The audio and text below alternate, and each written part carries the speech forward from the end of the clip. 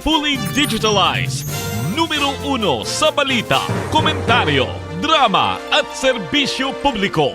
Bombo Radio Philippines. Bombo Radio Philippines. Ang inyong number 1 at most trusted radio network in the country. Basta Radio Bombo! Oras sa Bombo Radio Iloilo, Philippine Standard Time, 53 minutos na nakaligad sa takna sining alas 11. Welcome sa pagpangalagad sa Bombo Anay Sud to the DYFM Bombo Radio Iloilo, ang flagship station sa the number 1 and most trusted radio network kinakantri ang Bombo Radio Philippines.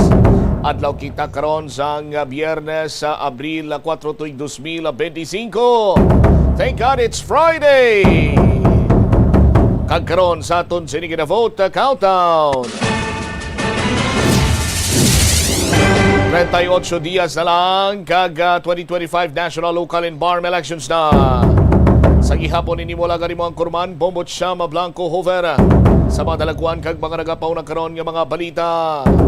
Update sa sining paggalutang patay sa stay-in driver ni LTO Regional Office 6 Director Attorney Hidos Pan. Bombo Radio nakakuha sang CCTV footage sa paggalutang patay sa sining biktima. Kaso nga murder posible ipasaka batok sa mga suspitsado. Sa pihak kabahin pagtuliid sa mga subjects sa drug bypass operations nga BJMP ang source o kon personnel sa BJMP ang source sa illegal nga droga, hindi kuno ni first time suno pa sa City Drug Enforcement Unit. Sa dugang pa nga mga balita kag impormasyon, groundbreaking ceremony sa Iloilo Integrated Solid Waste Management Facility ginpatigayon subong adlaw. Dugang pa nga mga balita, Assistant Regional Director sa NCR mag-assumer bilang bagong Regional Director sa Department of Education Regional Office 6. Samtang Transportation and Traffic Management Office ginkumpirmar nga hindi madayon subong adlaw ang rally sang PDP Laban.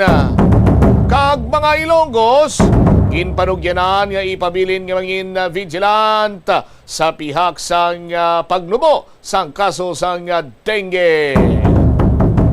Amo ni madalagwar mga balita, issues kag impormasyon main sentro karon sa aton sa nga pagpangalagad sa gihapon diri sa palatuntunan na Bombo Hanay sa Udo. Sa aton sini nga mga kabombo bantayan, detalye sa mga nagapauna dalakuan karon nga mga balita sa balita lokal driman sa aton sini nga pagpangalaga ng pagtutok karon sa nga Bombo News Team. Sa duha ka mga dalagko sini nga balita diriya sa bahin sa nga probinsya sa nga Iloilo.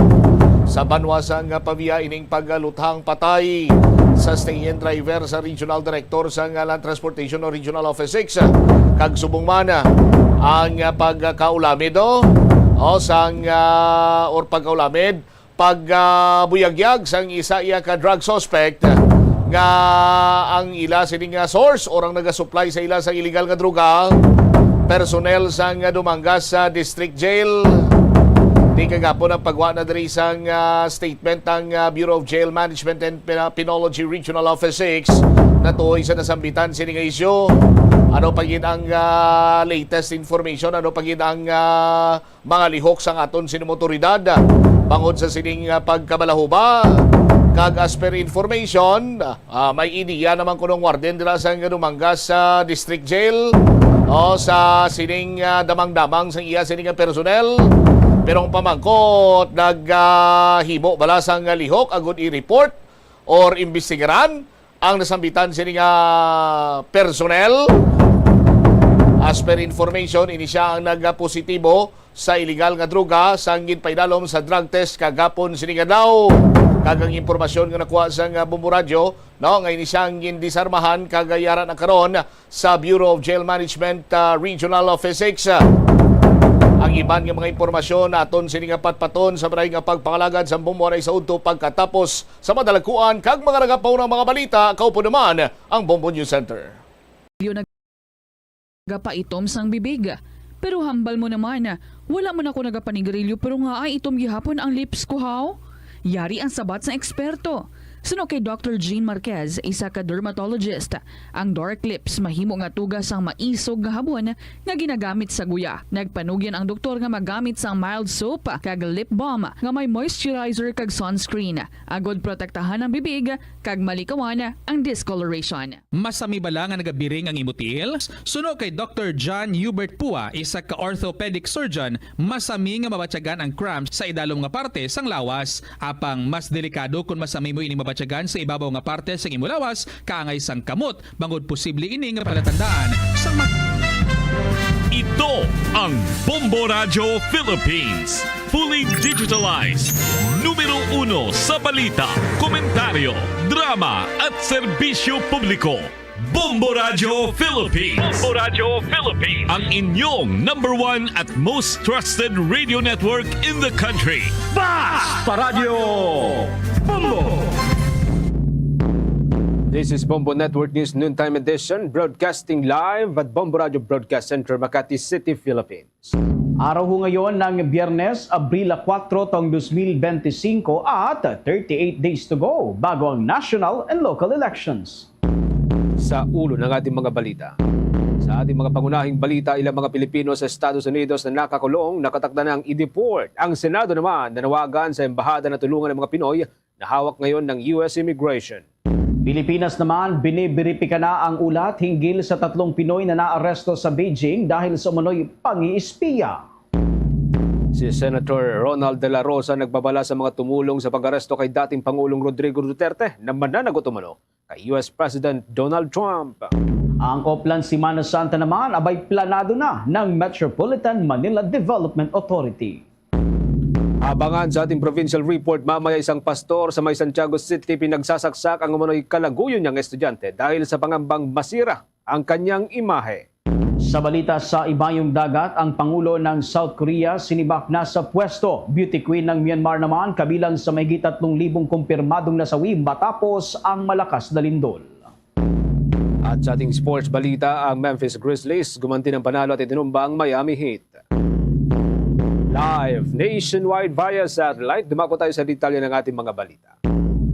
Iniulat ngayon ng Philippine Embassy sa Washington na karamihan sa mga Pilipinong nasa kustodiya ng US Immigration and Customs Enforcement ay nakatakdang ipa-deport.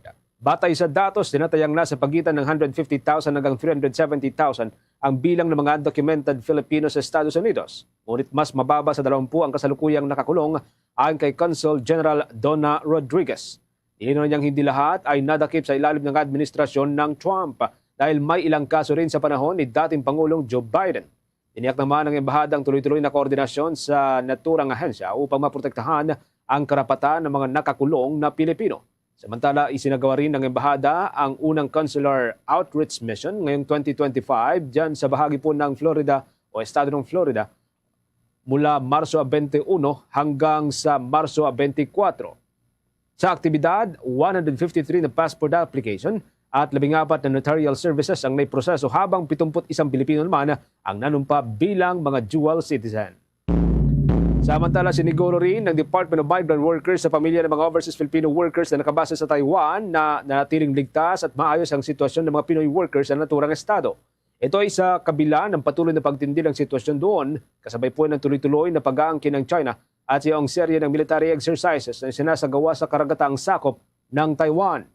Pagtitiyak nitong si Migrant Worker Secretary Hans Kakdak na tiling maayos ang kalagayan ng mga Pinoy na nagtatrabaho sa naturang estado habang wala namang banta sa kanilang seguridad sa kasalukuyan. Gayunpaman, patuloy anyang pinag-uusapan ng gobyerno ng Pilipinas at ng Department of Migrant Workers ang posibleng contingency plan na maaring sundin o yan ay isagawa kapag lalo pang lumalang sitwasyon at maapektuhan na ang mga overseas Filipino workers. Pagtitiyak ng kalihim, mayroon lang nakahandang contingency measure para masigurong ligtas sa mga Pinoy habang nagtatrabaho sila sa Taiwan. Una na ring tiniyak nitong si Commission on Elections Chairman George Garcia na matutuloy pa rin ang nakatakdang overseas voting doon ho sa may bahagi ng Taiwan at maaring makibahagi rito ang mga Pilipino na una nang nakapagrehistro. Bukas din anyang internet voting sa naturang estado at maaring makibahagi ang mga Pilipinong botante gamit lamang ang kanilang mga cellphone o kung hindi man ay ang kanilang mga laptop. Samantala, nanawagan naman si Senate President Francis Escudero sa Embahada ng Pilipinas sa United States na silipin ang katayuan ng lahat ng Pilipinong nakulong dahil naman sa immigration issues ng American authorities. Ayon kay Escudero, nababahala siya sa mga ulat na mayroong 20 Pilipino ang naaresto at nakakulong nga sa Estados Unidos dahil sa patuloy na pagsugpo sa mga illegal immigrants na ipinatutupad ng administrasyon US President Donald Trump.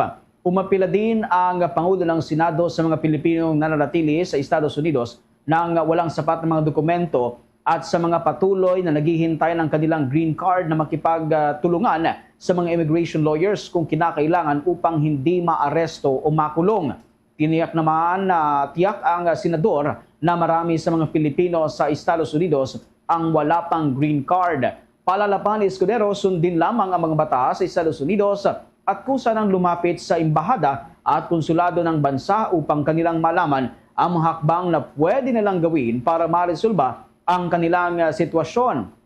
Mayroong higit sa 4 na milyong Pilipino-American na produktibong mamamayan ng Estados Unidos at nagbibigay ng makabuluhang kontribusyon sa kanilang larangan. Batay rin sa pagtataya ng gobyerno, mayroong 250,000 hanggang 300,000 undocumented Filipinos sa Estados Unidos. Sa iba pang mga development, ang mga uniform personnel, pinalalahanan ho ng Senado na huwag sundin ang utos na sa tingin ho nila ay labag sa saligang batas. Habang yung mga tumulong naman, dun sa naunang pag-aresto kay dating Pangulong Duterte, mananagot daw kay US President Donald Trump. May update po dyan si Bombo JC Galvez. Pinaalalahanan ni Senador Ronald Bato de la Rosa ang mga uniform personnel na huwag sundin ang mga utos na sa tingin nila ay labag sa konstitusyon. Ipinunto mismo ng senador na dating hepe ng Philippine National Police na tungkulin ng mga ito ang pagsilbihan at protektahan ng mamamayan. Bagamat naiintindihan daw ni De La Rosa ang sitwasyon ng mga sundalo at mga pulis at sumusunod lamang ang mga ito sa utos, ngunit kung ito ay unconstitutional na, ay dapat mag-isip ang mga ito. Pinabulaanan din ni De La Rosa ang naunang sagot ni Defense Secretary Gilberto Teodoro Jr. na deputize lamang ang Armed Forces of the Philippines para suportahan ang operasyon ng Philippine National Police sa pag-aresto kay dating Pangulong Rodrigo Duterte. Maliwanag pa niya sa sikat ng araw na si Pangulong Ferdinand Marcos Jr. ang nagbaba ng utos sa Armed Forces of the Philippines sa pag-aresto sa dating Pangulo. Mga sundalo naman yan sila eh. Mga sundalo naman yan sila. I understand the situation, they're just following orders. Pero pag umabot sa punto dapat, kung nakikinig yung mga kasundaluhan natin, mga kapulisan, pag umabot sa punto na yung order na ibinibigay sa inyo ay very unconstitutional na at klaro na may nilalabag ng mga batas, dapat tayo mga sundalo, mga pulis, mag-isip-isip rin tayo dahil ang ating oath is to serve and protect, hindi po para mag-violate ng batas. Samantala, nagbanta naman si De La Rosa sa mga tumulong sa pagpapaaresto kay Duterte. Ayon sa senador, mananagot kay United States President Donald Trump ang mga tumulong sa pagdakip sa dating Pangulo. Iginit ng senador ang isang executive order na pinirma ni Trump noong Pebrero 2025 kung saan papatawan ng parusa ang sinumang non-American person o organisasyon na direktang nakipag-ugnayan sa International Criminal Court para ikulong ang isang protected person. Anya, dapat patawan ng sanksyon ang may-ari ng eroplano kung may ari-arian sa Amerika dahil may utos anya ang Pangulo ng Estados Unidos para patawan ng sanksyon ang mga tutulong sa International Criminal Court. Siguro naman, it is a moral obligation of this committee also to share our findings of this committee to President Donald Trump para kung sino mang may-ari nitong Gulfstream na ito, na eroplano, ay kung may mga ari-arian dito sa Amerika, i-covered siya sa executive order na pinirmahan ni President Trump. So kung sino mang may-ari ng aeroplano na yan, mananagot siya kay President Trump. Sigurado ako, kung may Gulfstream ka na aeroplano, meron kang mga ari-arian sa Amerika. Kaya prepare for the repercussions of your action. Dahil very clear yan, doon sa executive order na inisyu ni President Trump. Para sa Bombo Network News, ako si Bombo JC Galvez nag-uulat para sa #1 and most trusted radio network in the country, Bombo Radio Philippines, Basta Radio. Bombo! Sa iba pang mga balita, binibiripika na ng Pilipinas ang ulat hinggil sa 3 Pinoy na naaresto sa Beijing dahil sa munoy pang-iispiya Ayon kay National Security Council spokesman Jonathan Malaya, inalerto na nito ang Department of Foreign Affairs na sa report na inilabas nga ng isang Chinese news agency. Sa ngayon ay biniberipika na ng Department of Foreign Affairs ang pagkakasangkot umano ng nasabing mga Pilipino sa spying activities kung meron man. Una nang iniulat nga ng Chinese state media na Global Times sa pamamagitan ng kanilang social media post na 3 Pilipino ang inaresto ng mga otoridad sa China. Batay aniya sa isinagawang investigasyon ng otoridad, natuklasan nito na matagal nang nagsasagawa ng information gathering ang Philippine Intelligence Agencies. Nakatuon naman ang operasyon nito sa mga deployment ng militar sa China. Ay naman kay Malaya, hindi muna sila magbibigay ng mga kaukulang komento hinggil dito hanggat nagpapatuloy pa rin ang isinasagawang verifikasyon. Sa iba pang mga development, maaari hong sumama ang iba pang mga bansang kaalyado ng Pilipinas sa nakatakdang 2025 balikatan exercises ayon sa Armed Forces of the Philippines. Sa Abril 21 ay nakatakdang isagawa o magsimulang balikatan na inaasahang dadaluhan ng libu-libong mga sundalong Pilipino at mga sundalong Amerikano. Sinabi ni Armed Forces of the Philippines spokesperson Colonel Francel Margareth Padilla na maaari ring makibahagi ang mga like-minded nations para lalo pang mapalakas at mapalawak ang alyansa at maging ang samahan sa pagitan ng mga tropa ng bawat bansa tulad ng Japan at ng Australia. Sa kasalukuyan, mayroon ding reciprocal access agreement ng Pilipinas at ang Japan habang binubuo na rin ang visiting forces agreement sa pagitan ng Pilipinas at ng Australia at ang Pilipinas at ng Canada. Ayon kay Colonel Padilla, maaring sumama o mag-observe ang mga tropa ng mga naturang bansa sa isasagawang taunang military simulation. Sa ngayon, tinitignan din ng Armed Forces ang posibleng kooperasyon sa pagitan ng Pilipinas at ng European Union. Una nang sinabi ng Sandatahang Lakas ng Pilipinas na ang magiging balikatan exercises ngayong taon ay isang full battle test kung saan tutukuyin kung gaano kaepektibo ang mga plano, mga taktika at mga military procedure na una nang binuo ng hukbo. May isagawa ang mga ito at magamit sa mga serye ng simulation. Ilan sa mga lugar kung saan isasagawa ang mga simulation ay dyan sa probinsya ng Palawan, Zambales, Batanes, Cagayan at iba pa. Samantala, kinumpirma na rin ng pamunuan ng Philippine Air Force na fully operational na muli ang lahat ng kanilang FA-50 fighter jet. Maalalang isinailalim ang lahat ng mga ito sa inspection matapos na nag-crash ang isang unit nito sa Bukidnon kung saan nagresulta sa pagkakasawi ng 2 piloto. Sa isang pahayag ay sinabi nitong si Air Force spokesperson Colonel Maria Consuelo Castillo, ang pagsasailalim sa masusing pagsusuri ay upang matiyak ang ligtas na gamitin ang lahat ng mga unit ng FA-50. Anya, ito ay bahagi ng kanilang standard operating procedure sa naturang mga aircraft o mga sasakyang paghimpapawid matapos ang nagdaang aksidente na kinasangkutan nga ng isang FA-50. Kabilang sa kanilang sinuri ay kung walang technical problem ang mga bahagi ng pakpak na mga ito. Dahil dito sinabi nitong si Colonel Castillo na isasabak na muli sa nalalapit na Cope Thunder exercise ang naturang mga eroplano kasama ang mga kinatawan ng Estados Unidos. Samantala, ito namang Department of Information and Communications Technology abay kumpiyansang hindi dapat ipangamba ang bagong isasagawang online voting sa mga Pilipinong botante abroad. Alamin natin ang buong detalye. Tinutukan yan ni Bombo Grant Hilario.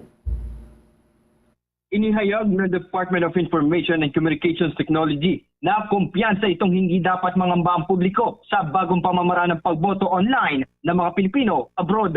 Mayroon raw kasing pangamba ang ilang mga overseas Filipino workers na posible magkaroon ng anomalya ang isasagawang online internet voting ng Commission on Election sa ibang bansa. Dahil dito, sa eksklusibong panayam ng Bombo Radio kay DACT Assistant Secretary Renato Aboy Paraiso na makatitiyak ang publiko na magiging maayos ang implementasyon nito. Aniyaya, suportado nila ang Commission on Elections at ginagawa ang kanilang buong makakaya upang hindi maunsami ang online internet voting ngayong eleksyon. Sa kasalukuyan ay nasimulan na nitong nakarang buwan ang pre-voting enrollment para dito habang nakatakda namang simulan sa Abril ika-13 ang ngayong taon ang bagong pamamaraan ng pagboto abroad. Kaya naman, maging si Assistant Secretary Renato Aboy Paraiso ay hinimok ang mga Pilipinong botante abroad na i-exercise na mga ito ang kanilang karapatan sa pagpili ng mga susunod na lider ng gobyerno. Narito ang tinig ni Attorney Renato Aboy Paraiso, Assistant Secretary for Legal Affairs ng Department of Information and Communications Technology. sa ating mga OFWs. Makakaasa po kayo ng inyong DICT ho at ang inyong COMELEC. Ang inyong pamahalaan po ay ginagawa ho lahat para tiyakin na ang ating eleksyon ay safe, credible, at saka yung integrity nito ay intact. So tayo na ho at exercise ang ating mga karapatan para pumili ng mga susunod na leaders ng ating gobyerno. Araw-araw ang partisipasyon ho natin, araw-araw ho yung pakikipagtulungan natin sa COMELEC at sa DOST para sa pagkanda ko. Siguro hindi ho matatapos ang trabaho natin hanggat hindi ho may nadideclare na ho na panalo sa ating eleksyon. Ngunit sa kabila nito, inihayag naman nagpaso ng petisyon sa Korte Suprema na ipatigil ang implementasyon ng online internet voting sa ibang bansa. Naniniwala kasi ang kampo ng ilang grupo at individual kasama si Attorney Israelito Torion na hindi maaaring isantabi ang isyu sa legalidad at maging sa seguridad mismo ng naturang bagong pamamaraan ng pagboto. Ayon kay Attorney Israelito Torion, hiling nila na huwag mo nang ituloy at isagawa na lang ang papalapit na halalan sa kung paano nakagisnan ng mga overseas Filipino workers. Narito naman ang paliwanag ng panig ni Attorney Israelito Torion, isa sa mga petitioner at tutol sa pagpapatupad ng online internet voting ngayong taon. Huwag muna yung online voting kasi nga wala ito nakadaan ng konsultasyon as required by law. There is no international certification. And second, most importantly, there is no law calling for this and for the implementation of this scheme. And what will we do? We will follow first Republic Act 10590, my in-person voting, mail voting, and in certain cases, you follow what was the procedure that was done before. Gayunpaman, nilinaw ng kanilang kampo na hindi nila sinasabing huwag na mag-enroll ang mga Filipino voters abroad, bagkus patuloy ang kanilang paghihikayat pa rin na magpalista upang makaboto. Para sa Bombo Network News, live mula dito sa lungsod ng Quezon, Bombo Grand Hilario, nag-uulat para sa The Vote 2025 coverage ng Bombo Radio Philippines, the #1 and most trusted radio network in the country, Basta Radio, Bombo. Sa kaugnay pa ring election update, mga kabombo, ang mga automated counting machines na gagamitin sa nalalapit na halalan, sinimulan na pong i-deploy ng Commission on Elections. Update naman dyan si Bombo Isa Cotoner. Bombo Genesis, Bombo Victor, sinimulan ng ipadala ng Commission on Elections ang nasa mahigit 110,000 na mga automated counting machines sa iba't ibang bahagi ng bansa. Eksaktong 12:01 ng umaga ngayong araw nagsimula na ang pagde-deliver ng mga makina mula sa COMELEC Warehouse Binyan, Laguna, papunta sa mga COMELEC hubs ng Iligan, Lanao del Norte, Zamboanga, Basilan, Tawi-Tawi at iba pang malalayong lugar.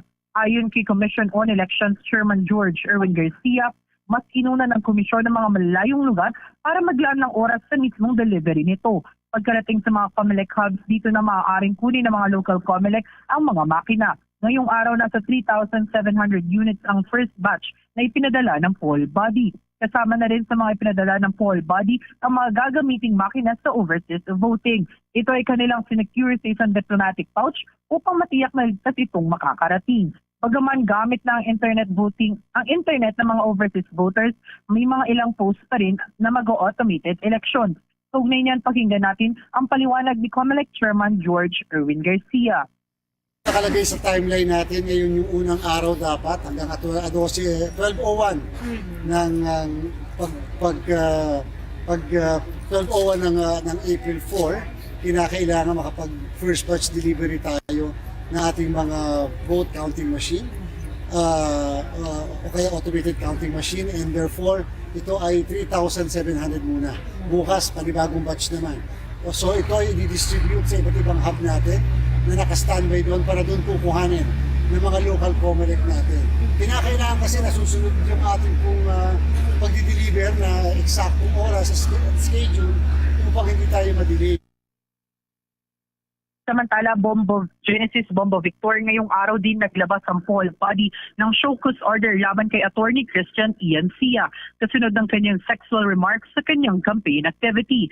Ipinagpapaliwanag ang naturang kandidato sa loob ng 3 araw kaugnay ng kanyang mga binitawang salita at kung bakit hindi ito makukonsiderang election offense. Naniniwala ang poll body na ito ay paglabag sa COMELEC Resolution 1116 o ang Anti-Discrimination and Fair Campaigning Guidelines ngayong eleksyon. Kaugnay niyan, pakinggan natin mismo ang naging pahayag ni Atty. Sia sa kanyang campaign activity. Para sa mga solo parent ng Pasig.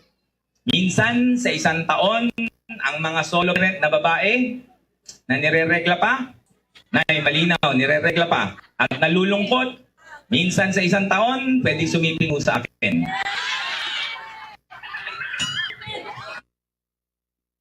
Samantala, sa iba pang balita ngayong araw, nag-file din ngayon ang Kabataan Party List ng complaint sa poll body patungkol sa natatanggap ng kanilang grupo na red tagging gamit ang social media at AI deepfakes para magpakalat ng disinformation. Hinimok nila ang COMELEC na aksyonan agad ang mga ganitong pangyayari upang mas lalong hindi na lumala pa. Kaugnay niyan, pakinggan natin ang pahayag ni Atty. Rene Co ng Kabataan Party List. Pinagpupugayan namin yung COMELEC na nakapag-release ng groundbreaking resolution on social media use guidelines. That's COMELEC Resolution 11064. And syempre, yung fair campaigning guidelines ng 11116. But there is much more to be done. We call on COMELEC, no, other than providing these regulations, natutukan talaga mismo yung enforcement nito. Napakarami yung pwedeng gumawa lang ng fake pages at magpalaganap ng disinformation ng red tagging using these fake pages. Live mula sa COMELEC office in Intramuros, Manila, Bombo Isa Cotaner para sa The Vote 2025 coverage ng Bombo Radio Philippines, the number 1 and most trusted radio network in the country. Basta Radio Bombo. Bombo International News. Bago sa iba pang mga malalaking local news, mga kabombo, nagdesisyon po ang Constitutional Court ng South Korea na sibakin si President Yoon Suk-yeol kung saan ay pinagtibay ang impeachment motion ng Parliament kaugnay ho sa panandali ang pagpapatupad ng martial law itong nakalipas na taon na nagresulta nga sa political crisis ng sa naturang bansa. Dahil sa pagpapatalsik kay Yoon, kailangan ng presidential election sa loob ng 60 araw batay sa konstitusyon ng naturang bansa. Magpapatuloy naman magsisilbing acting president itong si Prime Minister Han Duck-soo hanggang sa panunumpa ng bagong presidente. Kaugnay ho nito, nahaharap na itong si Yoon sa isang criminal trial sa kasong insurrection. Si Yoon ay 60 taong gulang na at siya pong kauna-unahang nakaupong presidente ng South Korea na inaresto noong Enero 15, subalit pinalaya nitong nakalipas na buwan matapos na kanselahin ng korte ang kanyang arrest warrant. Sumiklab ang krisis sa may South Korea matapos na ideklara nitong si Yoon ang martial law nitong Disyembre, kung saan ay sinabi niya na kailangan ito upang labanan ang anyay anti-state elements at mapigilan ng umano'y pang-aabuso ng parliamentary majority na ayon sa kanya ay sumisira sa kanilang bansa. Binawi naman agad nitong si Yoon ang martial law matapos ang 6 na oras matapos ngang pigilan ng mga mambabatas ang pagtatangka ng security forces na isara ang parlamento. Sinundan ito ng mga protesta at hindi pa malinaw kung huhupa na ang kaguluhan sa politika kasunod ng naging desisyon ng korte. Samantala, nakita ang matinding epekto ng sunog sa Taal Volcano Island sa isinagawang aerial inspection ng Office of the Civil Defense Calabarzon, Batangas sa Provincial Disaster Risk Reduction and Management Office at ng Bureau of Fire Protection. Makikita ang lawak ho ng naging pinsalang idinulot ng naturang grass fire na sumiklab naman sa Bulkang Taal noong araw ng Martes, Abril 1 ng taong ito na tuluyang naapula naman noong Miyerkules ng umaga. Ayon sa paunang pagtataya ng Bureau of Fire Protection, San Nicolas, nasa 3 hanggang 5 ektaryeng lupain ang naapektuhan ng naturang sunog. Patuloy naman nakatutok ang Regional Disaster Risk Reduction and Management Council Calabarzon sa sitwasyon habang isinasagawa ang masusing evaluasyon ng kabuang pinsala at epekto ng naturang insidente. Samantala, iniulat naman ng Philippine Institute of Volcanology and Seismology na ang naturang grass fire ay hindi dulot ng aktibidad ng Bulkang Taal. Dagdag pa ng ehensya, hindi pa matukoy kung ang sunog ba ay sinadya o resulta ng matinding init ng panahon.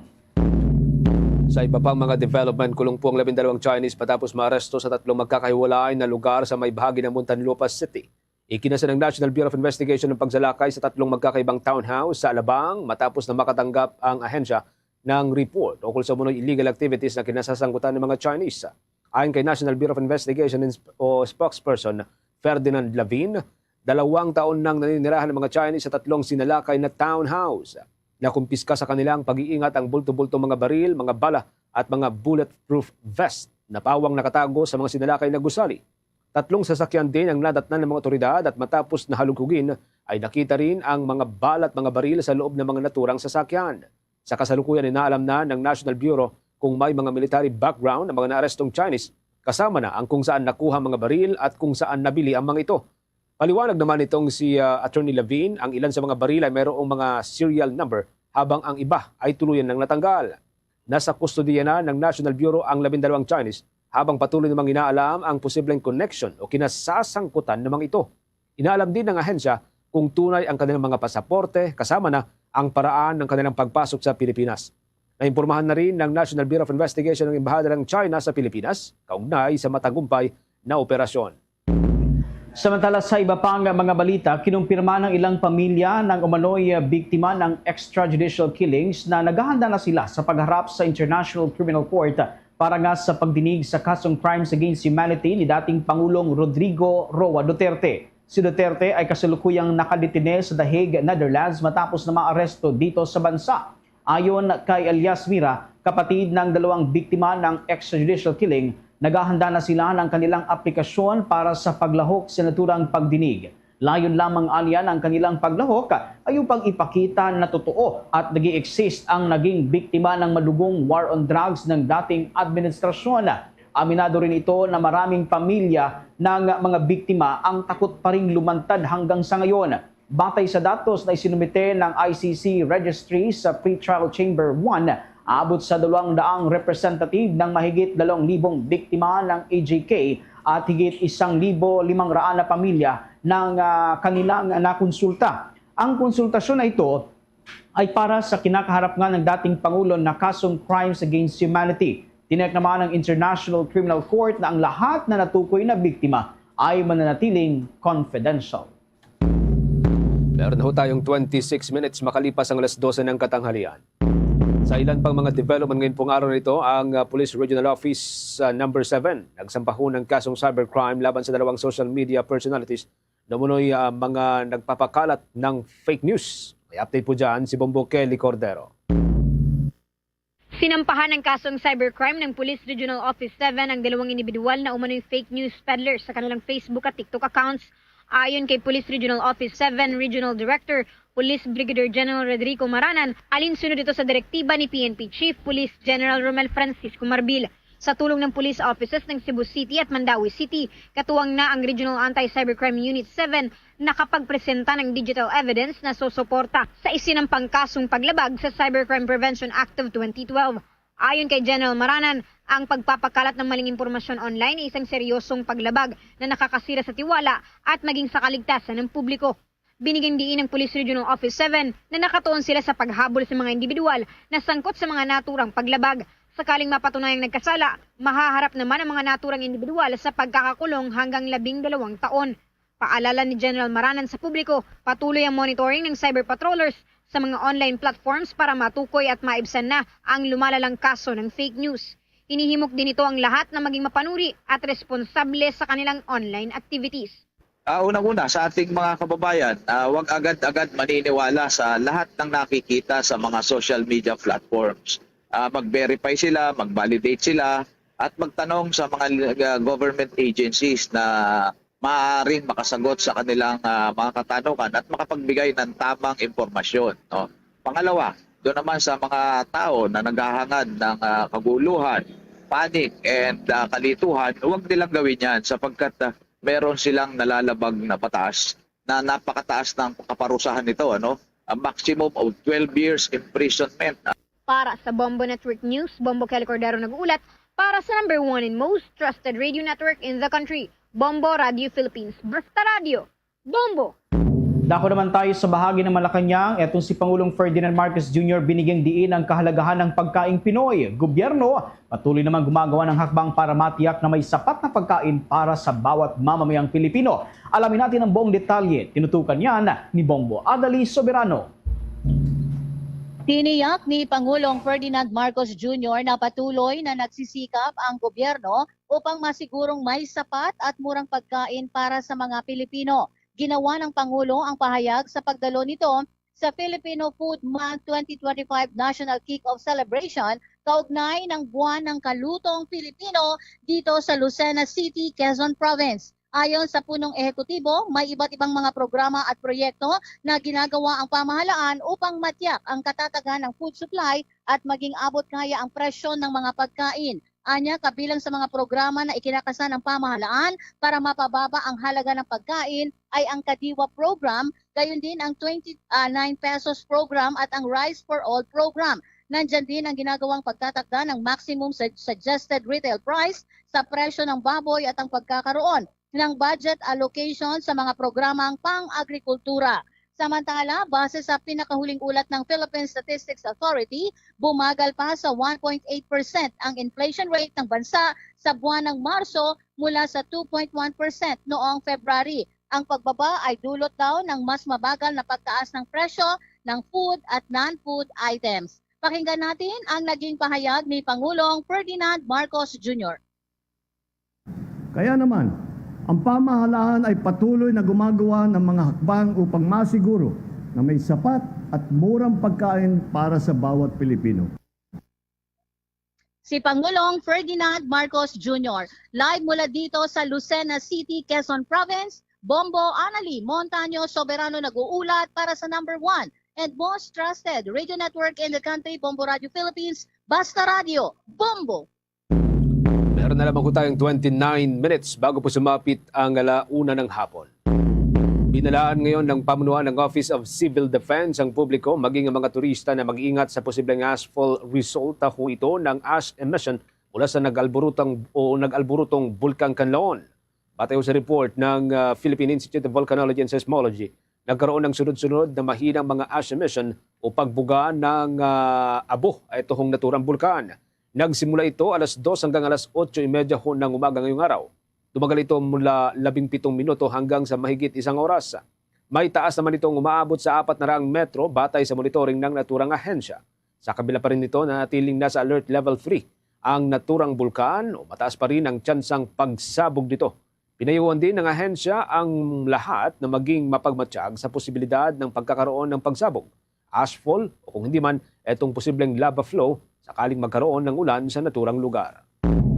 Ang mga balita sa oras na ito, tinanggihan ng Sandigan Bayan Special 5th Division ang motion ni Senador Jinggoy Estrada na ipawalang bisa ang mga kasong graft na inihain laban sa kanya noong taong 2014 kaugnayan ng Priority Development Assistance Fund o PDAF. Sa resolusyong ipinahayag noong Marso 26, sinabi ng Korte na hindi ito kumbinsido sa depensa ni Estrada na hindi mapagkakatiwalaan ang daily disbursement report ni Benhur Luy dahil maaari umanong manipulahin ang mga ito. Ayon sa Korte, napatunayan sa testimonya ni Luy sa isang masusing pagdinig na may sapat na basihan ng mga nilalaman ng DDRS. Dahil dito, tinanggihan din ng Sandigan Bayan ang demurrer to evidence ni Estrada pati na ang kanyang motion to dismiss. Nakaschedule ang pagsisimula ng presentasyon ng ebidensya ng depensa sa Abril 22 ng taong ito. Matatandaang noong Enero 2024, pinawalang sala ng Sandigan Bayan si Estrada sa kaso namang plunder, ngunit napatunayan nagkasala sa kasong bribery at indirect bribery. Gayunpaman noong Agosto 22 ng nakalipas na taon, inaprubahan ng Korte ang kanyang motion for reconsideration at tuluyang inabsuelto siya sa isang bilang o 1 count ng direct bribery at 2 bilang naman ng indirect bribery. Sa iba pang mga development, posible pong tataas ng 15 hanggang sa 30% ang presyo po ng isda sa kasagsagan ng mahal na araw ayon ho sa Department of Agriculture. Ayon sa ahensya, ang pagtaas ng retail price ng mga isda ay kasabay na rin yan ng inasang pagbaba ng demand sa iba't ibang mga karne. Kakibat po yan ng paggunita ng mahal na araw. Batay sa projection ng Department of Agriculture, sapat ang supply ng mga isda sa palengke upang matugunan ang posibleng pagtaas ng demand na inasang magsisimula sa susunod na linggo. Yan ay particular na sa Abril 14. Kabilang ho sa mga isdang may mataas na supply sa kasalukuyan ay ang mga galunggong, bangus, tilapia, Indian mackerel, ang sardinas, yellowfin, tuna at iba pa. Maging ang iba pang fishery products tulad po ng pusit, pasayan, lamang dagat at iba pa ay nanatili namang mataas ang bulto o volume. Siniguro naman ng Department of Agriculture na babantayan ang supply at presyuhan ng mga fishery products sa kabuuan ng mahal na araw. Samantala, ito namang Oplan Semana Santa abay planado na ng Metropolitan Manila Development Authority. Alamin natin ang buong detalye, tinutukan yan ni Bombo Bea Pinisa. Kasado na ng Metropolitan Manila Development Authority ang mga preparasyon nila para sa Holy Week at ikakasuna ang Oplan Semana Santa na para sa mga araw na ito katuwang ang ilang pangunahing ahensya at terminals. Sa isang pulong balitaan na ginanap mismo sa opisina ng MMDA sa Pasig City, kinumpirma ni MMDA Chairman Romando Don Artes na magtatalaga ang kanilang pamunuan ng 2,542 na personnel para sa seguridad ng mga lansangan sa mga araw na ito. Ang deployment ay mag-uumpisa ng April 16 hanggang April 21 na siyang balikan ng mga pasahero mula sa kanilang mga probinsya. Magpapatupad rin ng no day off, no absent policy sa mga araw na ito para matiyak na full force sa mga personnel para magbigay ng asiste sa mga pasahero at lansangan sa mga araw na ito. Magde-deploy rin ng 6 na portable CCTV cameras sa mga pangunahing terminals at lansangan para matiyak ang seguridad sa mismong mga lansangan ng Metro Manila. Kaugnay nito ay magtatalaga rin ng 468 na mga tow truck, emergency vehicles at ilan pang sasakyan para sa augmentation, lalo na kung magkakaroon ng mga malalaking aksidente at sa lansangan at terminal sa buong bansa.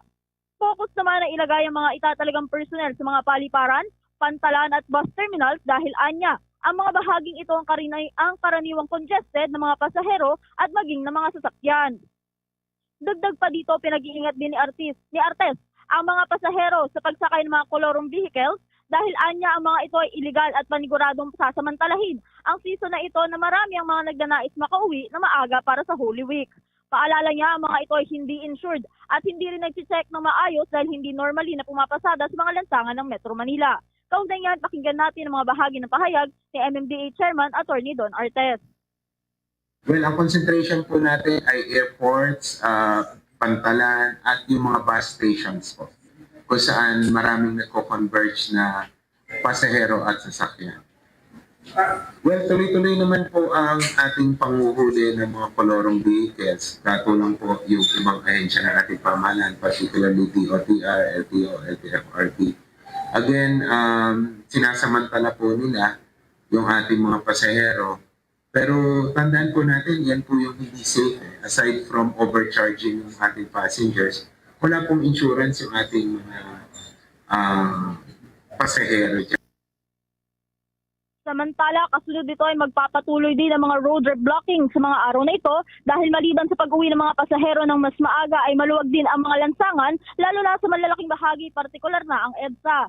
Ani Artes, kaya pinayagan na ang kanilang pamunuan ang mga road blocking sa mga bahaging Metro Manila dahil naisasagawa simula rin sa April 16, 11 p.m. ng gabi.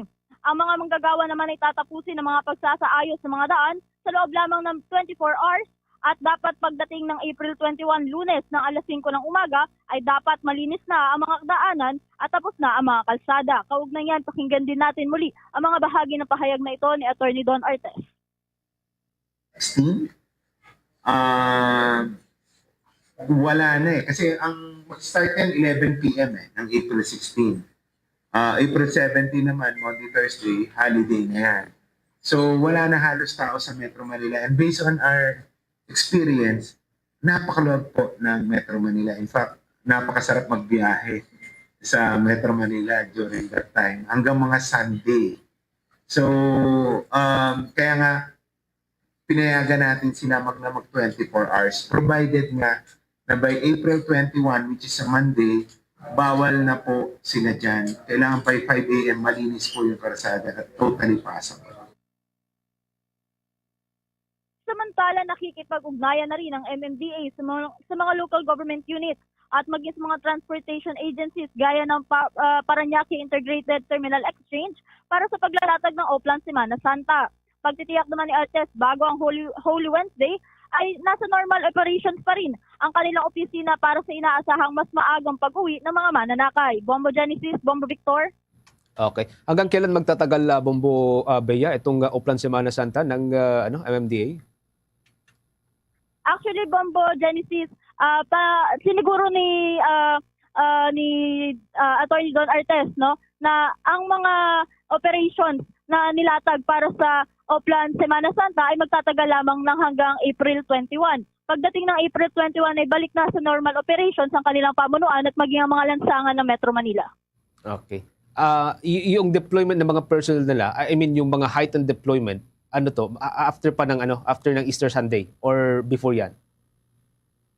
Mag-uumpisa siya, Bombo Genesis, sa mismong araw ng Holy Wednesday, no, April 16, kung saan itatalaga na or ide-deploy bilang augmentation itong 2,542 na personnel dahil ani nga nito ni Attorney Don Artes kahit naman magkaroon ng Holy Week ay nasa normal operations, kumbaga mayroon pa ring mga personnel sa mga lansangan at magdadagdag lamang sila ng mga tauhan para sa mas secure na mga lansangan at maging mga terminals. Bombo Genesis. Sige, maraming salamat. Ingat ka dyan, Bumabaya. Live mula dito sa MMDA Head Office sa Pasig City, Bombo Bea Piniza nag-uulat para sa number 1 and most trusted radio network in the country, Bombo Radio Philippines, Basta Radio. Bombo! Sa ilan pang mga development, magkakabombo, tiniyak ni Department of Education Secretary Edgardo Angara na hindi mababahiran na politika ang mga ipinatupad na Child Development Initiative ng Pamalang Marcos. Ginawa ni Secretary Angara ang pahayag sa isang press briefing doon po sa may Malacanang matapos na nagdaan ng joint circular para huyan sa guidelines ang itatatag na Child Development Center sa iba't ibang panig ng Pilipinas. Sinabi ng kalihim na nasa 1 bilyong pisong pondo ang inilaan para yan si tatayong 300 na development center na sasabayan ng feeding program sa mga mahihirap na bayan. Paliwanag naman ng kalihim, ang implementasyon ng programang ito ay nakabatay sa malinaw na objective o mga itong tinatawag na criteria. Git pa ng kalihim, hindi naman kasi ito nakabase sa kung kakampi o kalaban ang mga benepisyaryo at lahat anya ng 4th o 5th class municipalities ay pasok sa naturang programa. Bombo International News. Samantala, kumpirmadong nasawi si Silimi ang Miss Tourism Myanmar 2018 matapos matagpuan ang kanyang bangkay sa guho o dyan ho sa gumuho na Sky Villa Condominium sa Mandalay. Bunsod dyan na malakas na lindol na tumama nga sa naturang bansa noong Marso 28. Ayon sa opisyal na pahayag ng Miss Tourism Myanmar, si Silimi na kumatawan sa Myanmar sa Miss Tourism World 2018 ay nasawi matapos matrap sa gumuhong gusali sa gitna ng lindol. Natagpuan ang kanyang katawan ng mga rescue team noong Abril 2. Umabot nga sa magnitude 7.7 ang lindol na yumanig sa gitnang bahagi ng naturang bansa at naramdaman din sa mga kalapit na bansa kagaya ng Thailand, Vietnam at ilang bahagi naman ng China. Agad na nagpatawag ng emergency meeting si Thai Prime Minister Shinawatra kaugnay ng naturang insidente. Isang Sky Villa, isa hong 12-story building na itinayo noong 2017 sa pinakamatinding napinsala. Kilala ito sa mga pagkakaroon ng pinakamalaking rooftop bar at modernong gym sa Mandalay at dati ipinagmamalaki ang umano'y earthquake resistance nitong disenyo. Sa pinakahuling ulat noong nitong umakyat nga na nasa 3,000 mahigit na ho itong bilang ng mga nasawi sa naturang lindol. Samantala, nasawi naman ang 9 na katao sa mga airstrike ng Israel dyan ho sa may timog kanlurang bahagi ng Syria ayon sa ulat ng Syrian state media. Ang sibilyan naman ang nasawi habang ayon sa Syrian Observatory for Human Rights, mga armadong residente mula sa lalawigan ng Dara ang ilan sa mga biktima. Nauna nang binomba ng Israel ang 5 lungsod sa Syria noong Miyerkules ng gabi, kabilang ang isang base o base militar dyan ho sa may bahagi ng Hama kung saan may interes umano ang Turkey. Ayon sa Syrian Foreign Ministry, halos wasak ang nasabing base at marami ang sugatan. Ninakusahan ni Israeli Foreign Minister Gideon Saar ang Turkey na sinusubukang gawing protektado ang Syria at tumugon naman ang Turkey, sinabing ang Israel ang tunay na banta sa kapayapaan ng rehiyon. Sa lungsod ng Nawa sa Daraa, libo-libo ang lumahok sa libing ng mga nasawi. Ayon sa mga lokal doon, nagkaroon ng sagupaan matapos pumasok ang Israeli forces sa naturang lugar. Umulan ng airstrike at naantala ang pagresponde sa mga sugatang individual.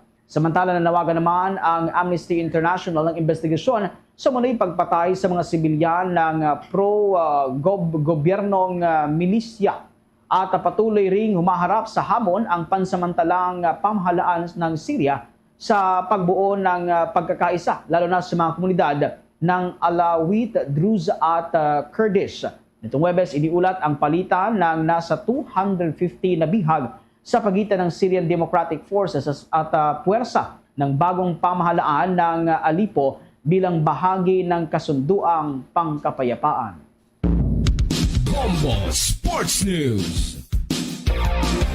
Sa ating sports balita, agad na gumanti ng panalo ang Memphis Grizzlies matapos itong pataubin ng Golden State Warriors itong nakalipas na araw. Ngayon pong araw, hinarap ng Grizzlies ang Miami Heat at nagawa nitong patumbahin ng Heat gamit po ang 2-point win. Yan sa score na 110-108. Pinangundahan nitong si Ja Morant ang kanyang kapunahan at sa loob ng 32 minutes, kumamada po siya ng 30 points kasama ang 5 rebounds. Panibagong double-double performance naman ang ginawa ng small guard na si Desmond Bane at nagbulsa ng 17 points at 10 rebound. Hindi naging sapat ang 61 points na pinagsamang score ni Bam Adebayo at Tyler Hero upang pigilan ng fourth quarter comeback ng Memphis. Sa pagtatapos ng third quarter kasi ay hawak pa ng Heat ang ilang puntos na kalamangan ngunit mas dominante ang opensang ipinakita ng Memphis sa huling quarter. Sa huli, nagawa ng Grizzlies na magpasok ng 26 points sa naturang quarter habang 23 points lamang ang naiganti ng Heat. Sa tulong po ito ng panibagong buzzer beater ng clutch performance nitong si Grizzlies guard Ja Morant.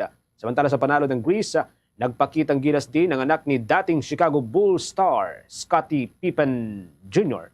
Bilang bench ng Grizzlies, nagawa ko nitong si Pippen na magpasok ng 17 points at umasiste ng 7 beses. Oras yun. Bombo Police Report. Sa ating police report, mga kabombo, update po tayo dyan sa bahagi po ng Cagayan Valley. Meron pong isang pastor ang sinasabing pinagsasaksak yung kanyang umano'y kalaguyo na isang estudyante dahil ho sa takot na mabahiran po yung kanyang imahe. May mga development po dyan ng Bombo Radyo Kawayan. Mahaharap sa kasong robbery with frustrated homicide ang pastor na di umunoy nanaksak sa estudyanteng karelasyon nito sa isang boarding house sa lungsod ng Santiago. Sa panayam ng Bombo Radyo Kawayan kay Police Captain Donald Diego, ang Deputy Chief of Police ng Station 3 Santiago City Police Office, sinabi niya na batay sa inisyal na pagsisiyasat pinasok umano ng 43 anyos na pastora ang boarding house ng 19 anyos na estudyante para kuhanin ang wallet nito na naglalaman ng 20,000 pesos maging ang cellphone ng biktima. Ngunit biglang nagising ang biktima dahilan upang pagsasaksakin ito ng suspect sa iba't ibang parte ng kanyang katawan gamit ang kutsilyo. Nagawa pa umunong makasigaw ng tulong ang biktima bago ito mawalan ng malaya. Narinig naman ito ng kasama niya sa boarding house at agad pinuntahan ang biktima at dito na nito nakita ang kalunos-lunos na sinapit ng biktima na siyang nagparating naman ng insidente sa mga kinauukulan. Hindi naman na naabutan pa ang suspect sa lugar na dali-daling tumakas at umuwi ng lungsod ng Kawayan kung saan siya nadakip matapos makipag-ugnayan ang Santiago City Police Station 3 sa Kawayan City Police Station. Napag-alaman na magkarelasyon ang pastor at ang biktima at kaya nito kinuha ang cellphone nito ay para burahin ang kanilang conversation online dahil sa pangamba na masira ang imahe nito kapag naisiwalat sa publiko ang kanilang relasyon lalo na at siya ay pamilyado. Ayon sa mga otoridad, maaaring makapagpiyansa ang suspect sa kasong kanyang kinakaharap ngunit sa ngayon ay hinihintay pa ang desisyon ng piskalya matapos maghain ng motion to reduce bail ang nasabing pastor. After po ng follow-up investigation natin buhat sa ano nangyari, so nagkaroon po tayo ng series of investigations hanggang sa nagkaroon tayo ng lead. So na-arrest po natin yung tao sa Kawayan. Then the next day po, na-inquest po natin yung case for robbery and frustrated homicide. Then at same day, na-discharge na rin po yung ating biktima sa hospital. At iyan ang ulat mula rito sa Bombo Radyo Kawayan. Para sa Bombo Network News, ako si Bombo Jamaica Barbas. Para sa number 1 and most trusted radio network in the country, Bombo Radyo Philippines. Basta Radyo, Bombo. Samantala ko pa tayo ng mga balita mula sa ating mga lalawigan. Ito hong jail officer ng BJMP dyan ho sa may bahagi ng Western Visayas. Abay tinuturo umanong source ng illegal na droga sa rehiyon. Alamin natin ang buong detalye, tinutukan niya ng Bombo Radio Iloilo. Patuloy na iniimbestigahan ng Bureau of Jail Management and Penology o BJMP Region 6 ang isang jail officer ng BJMP sa Dumangas na itinuturong pinagkukunan umano ng iligal na droga sa rehiyon matapos ang pag-aresto ng dalawang suspect sa isang anti-drug operation sa Balantang Haro, Iloilo City. Naaresto sa operasyon sina Hazel Losare, 36 anyos, residente ng Lawaan Village, Barangay Balantang Haro at Jose Ariel Brito, 41 anyos, isang minibus driver mula sa Barangay Palaypay, Anilaw, Iloilo. Sa panayam ng Bombo Radio Iloilo, kay Atty. Joneven Ray Umadahaya, tagapagsalita ng BJMP Region 6, agad na lang isinagawa ang Greyhound Operation upang matukoy ang posibleng koneksyon ng kanilang tauhan sa illegal na droga. Lumabas sa investigasyon ng naturang jail officer 1 ay tubong kapis at naging bahagi ng BJMP noong 2022. Sa isinagawang background check bago ito nahar, wala umanong naitalang masamang record. Gayunpaman, natuklasan din na ang kapatid ng nasabing jail officer 1 ay naaresto sa Iloilo City dahil sa kasong may kaugnayan sa illegal na droga. Sa ngayon, inilagay sa restricted status ang jail officer at iniutos na mag-report pansamantala sa regional office habang nagpapatuloy ang masusing investigasyon. Samantala, tiniyak naman ng BJMP sa Western Visayas na kung mapatunayang may kinalaman ang nasabing opisyal sa illegal na gawain, haharap ito sa mabigat na kasong administratibo at posibleng iba pang legal na parusa. After we were made aware of the news, nagpa-conduct investigation ng Regional Director, si Jail Chief Superintendent Simeon De Lojo Jr. After that, direct ang subject personnel ma-report sa Regional Office para sa restrictive status in order na implement ang in-depth investigation. So right now, the investigation is still going, and then there is this possibility that because of the circumstances, mahulog sa serious administrative offense. Si Atty. Joneven Ray Umadhaya para sa Bombo Network News. Ito si Bombo Christian Hetchanova Lusada para sa number 1 and most trusted radio network in the country, Bombo Radio Philippines. Basta Radio Bombo.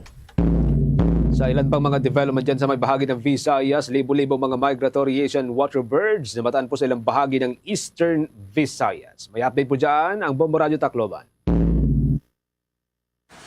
Ilang uri ng ibon na mula sa ibang bahagi ng bansa ang nakita sa Eastern Visayas. Sa isinagawang water bird census ng Department of Environment and Natural Resources Region 8, aabot sa 2,612 na mga migratory water birds ngayong taon na nakita sa ibang parte ng Eastern Visayas, kabilang dito ang lugar ng MacArthur Leyte, Carigara, Ormoc City, Eastern Samar at iba pang lugar nito kung saan namataan ng mga water birds.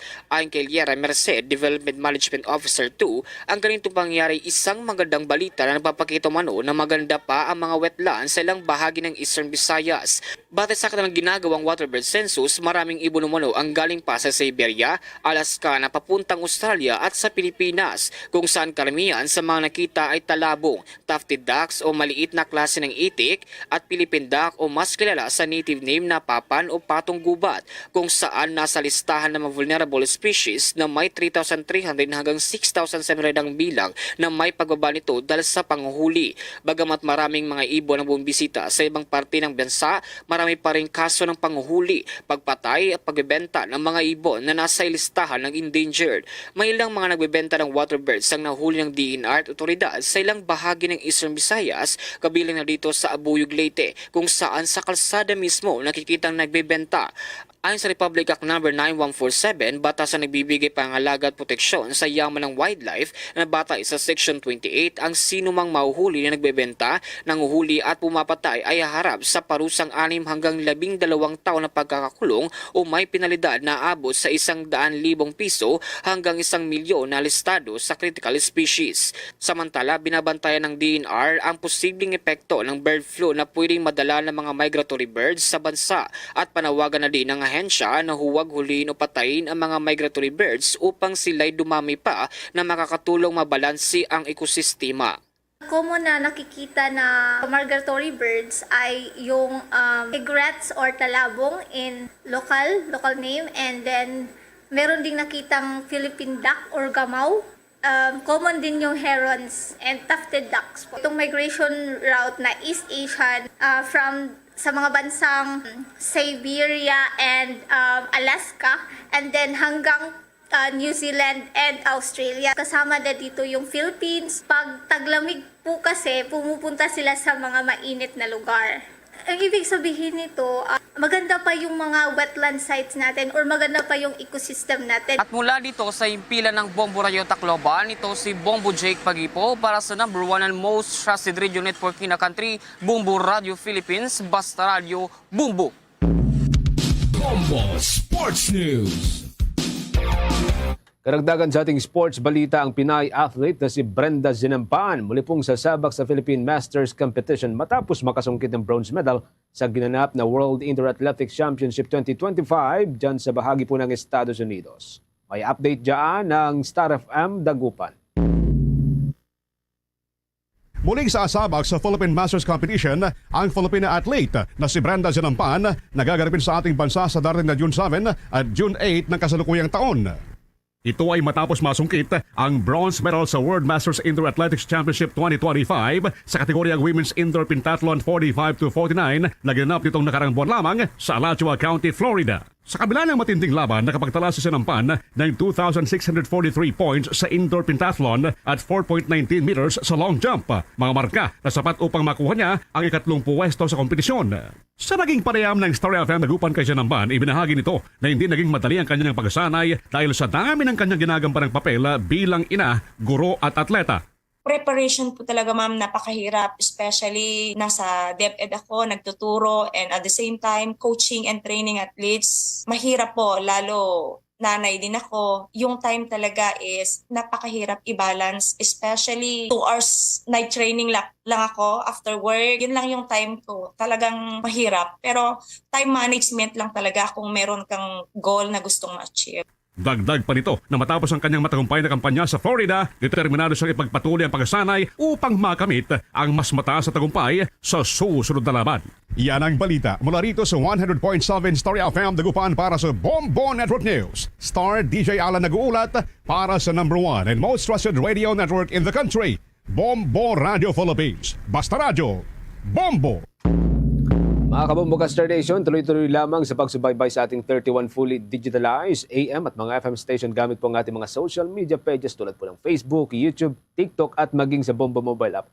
Pwede po ninyong i-download dyan via Google App Store or kung hindi man ang Apple App Store. After po ng Bombo Network News, subaybayan po ang ating mga provincial station. Pwede po ninyong balikan ang kanilang mga programa, ang kanilang mga hindi po ninyo napanood or na-monitor o napakinggan ng mga programa sa mga nakalipas na araw o nakalipas na mga oras. Gamit po yung kanilang mga social media pages. Sa Luzon area, mga kabombo, sa mga kababayan po natin dyan sa may Northern Luzon at dyan sa bahagi ng Cagayan Valley, riyan pong Bombo Radio Kawayan. Sa may bahagi ng Ilocos Region, riyan pong Bombo Radio Dagupan. Habang sa bahagi po ng Cordillera, nariyan ang Bombo Radio Baguio. At sa may Bicol Region, nariyan po ang Bombo Radio Legazpi. Marami pa ho tayong mga istasyon dito sa may bahagi ng Luzon kung saan maaari niyong subaybayan ang mga programa ng Bombo Radio Philippines sa pamamagitan ng Bombo Radio Tugigaraw, Bombo Radio Lawag, Bombo Radio Vigan, Bombo Radio La Union. Para ho sa mga Bicolano, nariyan rin ang Bombo Radio Naga. Mga kabombo, bago tayo magtapos, sama-sama muna tayong manalangin ng Orasyo Imperata for Peace. God, our Heavenly Father, Lord of peace and justice, we humbly come before you during this time of escalating geopolitical tensions in our part of the world. Through the years, you have sustained our faith in you as a nation. It is our faith in your divine providence that has made us survive the countless natural and human-caused calamities that have come our way in our history as a people. Spare us, Lord, from the horrors of war. Hear our pleas as we cry out to you. Have mercy on us, Lord. Rescue us from the malevolent forces that influence world leaders. For we believe that our struggle is not against flesh and blood, but against their rulers, against the authorities, against the powers of this dark world, and against the spiritual forces of evil in the heavenly realms. We pray for your leaders entrusted with making crucial decisions for our nation. We place all our hopes in you, seeking your forgiveness and mercy for the times when our fears and suspicions have tainted our perceptions with ethnic biases and prejudices verging on racism. We earnestly pray, Lord, that you make us instruments of your peace. Where there is hatred, let us bring love. Where there is injury, pardon. Where there is doubt, faith. Where there is despair, hope.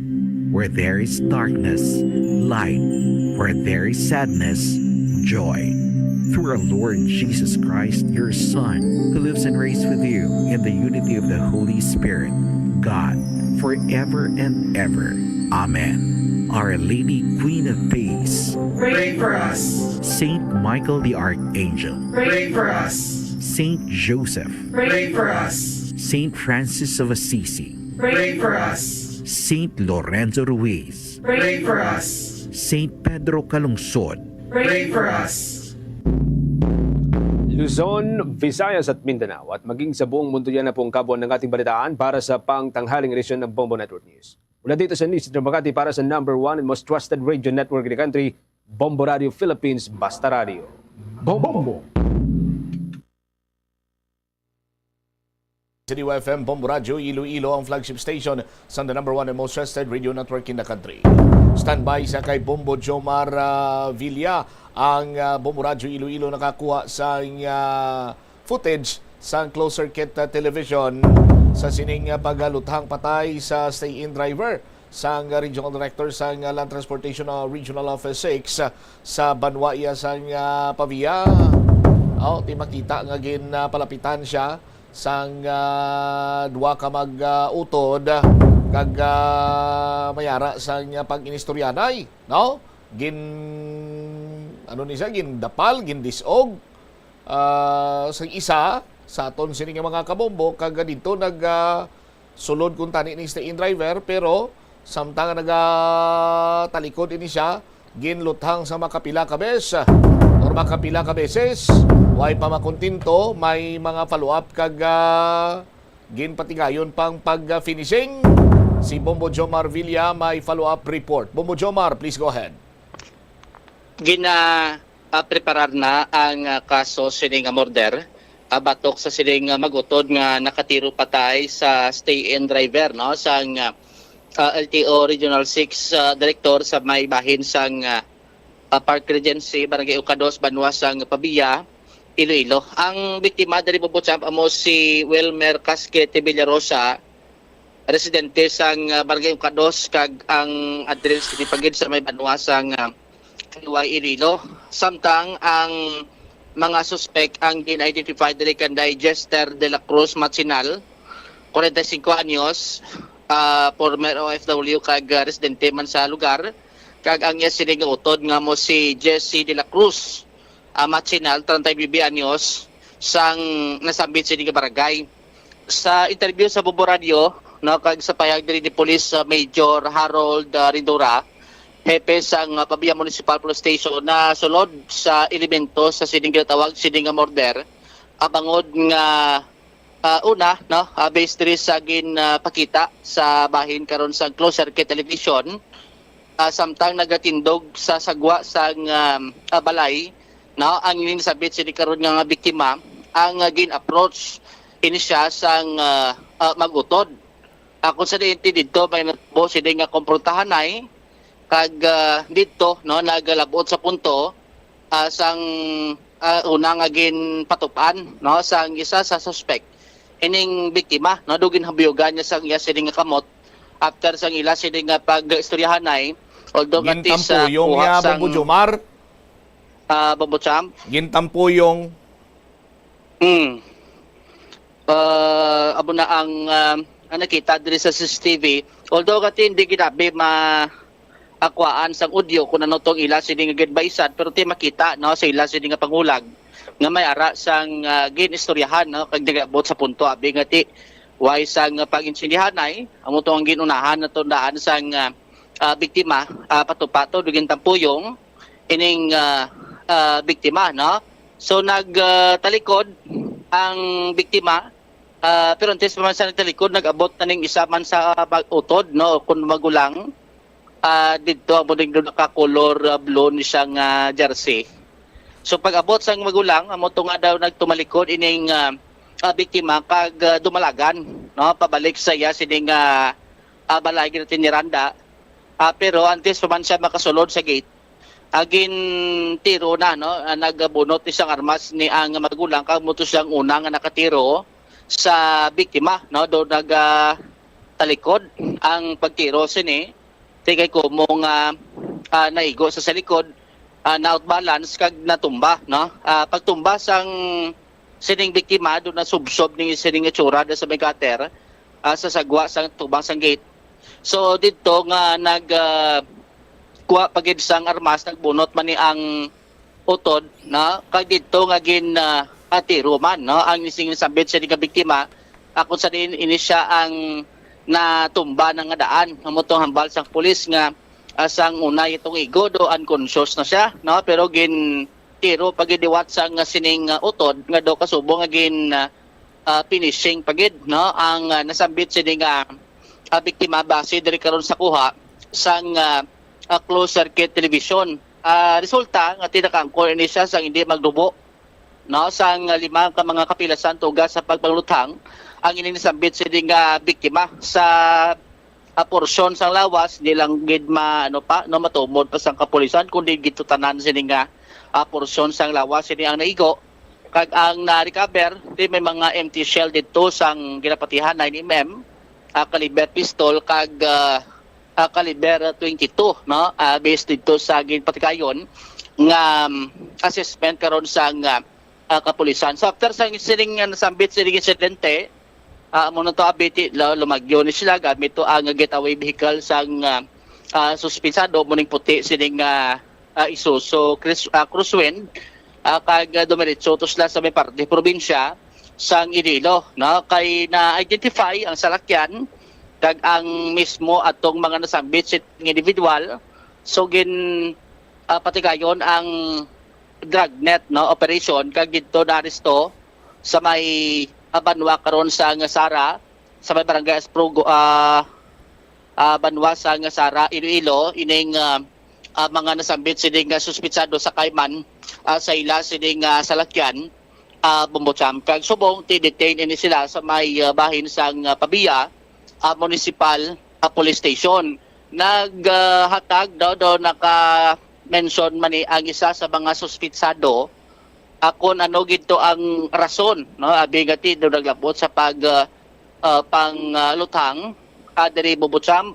So isa to sa na-mention sang utod sa aton sa mga kabumbo kay Duanes lang mo ang isa former OFW kang isa security guard dito sa may bahin sang Pampanga pero nagpuli diri sa Iloilo kay daw diri na siya kuno mapasign.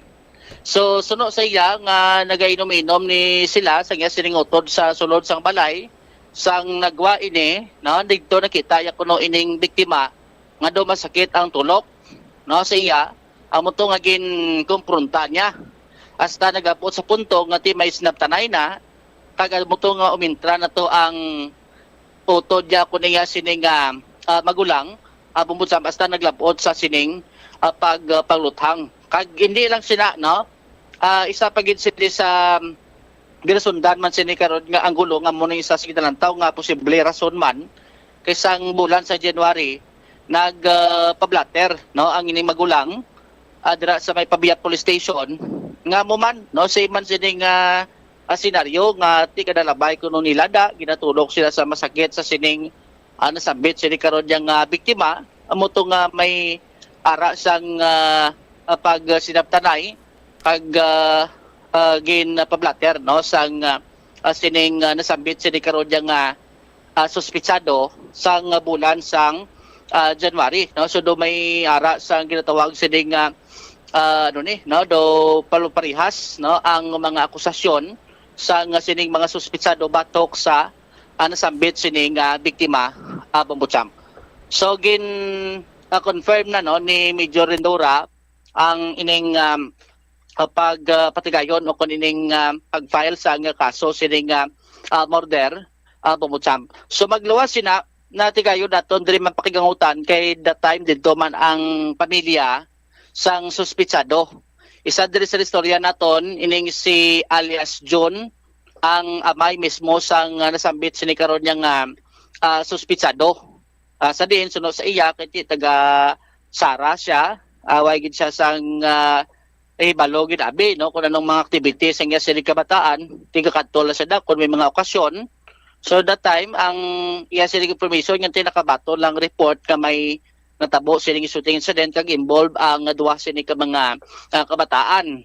Ang pagkilala sini ti okay man kag mabuot man suno sa may pero ti kun may sala kaw sa ila ati kisado hindi man mayo ang iya sini nga kun ang ila sini nga pagtatar abi no kun hindi man mayo ang imo sini nga pagtatar sa ila do mo na ang na lantaw sini nga mga batasan sang iya sini nga kabataan pero ti kamo nga natabo na ini suno sa may ati sabto na galing kun anong mga depensa Manila ni sa ila sini kagalingon kun ang naglabot sa punto nga mayara sa ang ginatawag sini nga pagpanglutang. Aribla no pabati ta si alias John ang amay sining nasambit sining nga mga suspitsado. 5 sa bilog lima no? Hindi nang iban type Manila. Manila sa obra man. Ka ang abot ko to sa security sa Armor dati sa bangko. Sa Armor car. So di sa bangko sa Pampanga. So bali nagpuli lang sa galit no? Hindi lang man na yan. Hindi na security man na nagpuli lang sa di. Ala sa gitna, lain man na yan buwan sa tatlo sa bagan nila yan. Hindi na siya security ang na-preso. At sa Pampanga man ganun naman problema laki ng puli siya di ma-apply tayo sa CPO. Di bato na sila sa CPO. At least malapit no? Malapit. Amo naging pa pamula nga kaya sa bata ko nga tira ka lang para may upot siya. Sa nol sa kole di tay? Bata mo sa nol kole. Bailo ko balong kung nagligad nga si Mana. Hindi pa nangabuhay naman mo no? Ikaw timo di mo gatiner tay? Sa Sara gito yan? Bali ano tumandok gito sa Sara to? Oo. Dito gilin yung roots no? Dito gilin. Hindi ang roots naman di man dala pero ang bali ang among kabataan din ang nagko ko sa Sara ko. Tikipis nila ko man sa elementary, sa school, study. Dili na sila UI graduate na sila. Kasi ano nga UI graduate lang sa ko na cream na. Tapos si Gisteria, kontansi na siya. Gisteria mo na mo gulang? Oo, kontansi mo siya. Kung naara lang doon yun, matabo. Gulo ka iti mapunggan mo. No? So, klaro, honta sa natabo ay kaya kabalo kung sino nang una, sino to, ilan na yung investigation na police. Okay, tapalos to. Pero imo ay pagkilala sa kabataan mo, ano domain nito, nulo na nila ha? Ano man? Si Boy na kan makon may nito man maputro man pero kung may sala ka pero kung wala kay bungot man na siya. Sino nang si Gister, si Boy, ang gulang. Oo, magulang. Buot mo na siya. At ibisan sino man siguro kung do may sala, init mo no? Yung kaya kung wala na nasagit ka, kuhaan, wala man na siya. Nakaagay nakamomit na ni sang biktima na. Nakita ko siya pero wala ko ka nagtukulay kami. Wala man ko sa packs ng mga hindi man ko gusto. So balik ka na nakamon-dister? Wala ba Gusto mo na istorya? Oo, di masolve ba ito? Pero before, hindi may istorya si mga may problema sa biro, ano? Ako na yung uwa na, sa uwa lang na, wala na. Kaya, wala lang ko na kabalo ng nila na Yan mo na ganyan balangos yung ang balay na ibiligyan na rin sa park. Kasi ko ka naamo man kabalay, hindi problema niya lang galing yan, kaya white ito Kaya dugay-dugay, kas ng balay mo, kasi milat nila, kas na. Pinala kami doon, ako pa na ng video sa RCBC. Kung masarang mo ng palabot, best bataan mo tayo kay Rizos na subong. Sarang mo lang sila. Ano mo na kayo, amo na ng tabo na. Natabo na, tiwai na tamimos na. Matulong lang na. Sabto lang sa laptop. Pero dito sila tanay padulong kapon sa palay nyo? Hindi, masulindir sa Sara. Masulindir ito yung masulindir sa Sara mo. Hindi lagi mo. Sara gitla yun. Dito sila tanay sulindir to. Hindi na-check sila sa may kwan. Way pakalambot na checkpoint na sila. Nalibog ang ulo kung makamamatay nagalisubong ang tulok. Ano ka klase kasakit sang tulok ni sang biktima kag nga naglabot sa punto nga gin pablatter ang tulok bala subong nga nagahimutad makabig na nga sala sa isig kapariyo? So amo na gani ang gin aten pakida nga makapangayo kag sa statement sa mga suspitsado kun balati ano gito abi nga gin kakigan kun bala magluwas sa tulok may iban pang rason.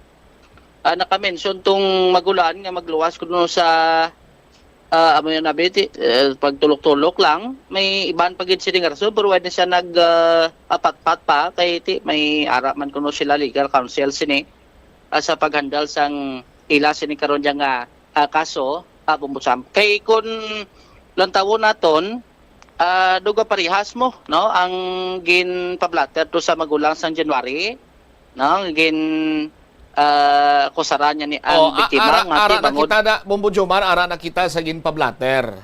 Ara na kita sa gin pablatter. Dira na kita nga punto nga nagpablatter sa January tapos subong kay nag-inom-inom sila or kagabi kay nag-inom-inom sila. Nagwa na granting for the sake of discussion nagwa ang driver ang mga biktima naghamboy sa salakyan samtang nga nagatulok-tulok to sa ila ti ko nagatulok-tulok sa nagainom ano gidabing diferensya? So amo gani ang isa sa dapat naton nga maaklaruhan sini karon dugang na kati laban-laban ng makasabat gis niya mo ni mga suspitsado. Pambutsam no kun basi kun ma-detect o kun maangot man to ang natabo sa nagligad. No kag amo siniabi subong ati doplo parehos man. Bumutsam kag kun bala magluwas sina basi kun kay may mga iban pagid ni kuno mo nga rason man. Basi ko doon nagdugang lang nga ti do ginatulok-tulok to mo to do nagtaas pagid ang tensyon. Kabudlay ko ni butang tang kabuhi sa isa ka tawo sa base. Kita gapati kay suno to sa isa sa suspect may iban pagid siya kuno nga rason. Bubutsam kun nga ti naglabot gid sa punto nga duwa gito silang may armaso. Sa sining pagtiro patay sa nasambit sini karon nga biktima. So magluwas sini agin check taban karon ang status ni Lanis Barangay.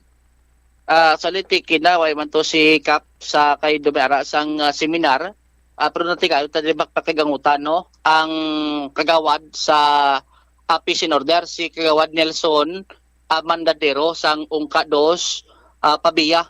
Suno sa iyagin check to nilang record no especially sa bulan sa January kun bala may nagpablatter man sa ila sining barangay sa mo sinabi nga concern pero suno kay kagawad negative way sang nabaton sila nga daw may complaint ni ang suspitsado nga ginreklamo ang biktima kun ang biktima mismo man nga nagreklamo sa sining mga suspitsado bubutsam suno sa natungdan kun may aragid man abi nga naka-record ti ginasettle nila ina no sa barangay pagi sa pagpatigayon sang hearing hasta nga ti kun anong mangin desisyon sa ilihi kun bala ma-file sa certificate to file action nga mo nang ipasaka na to sa kapulisan.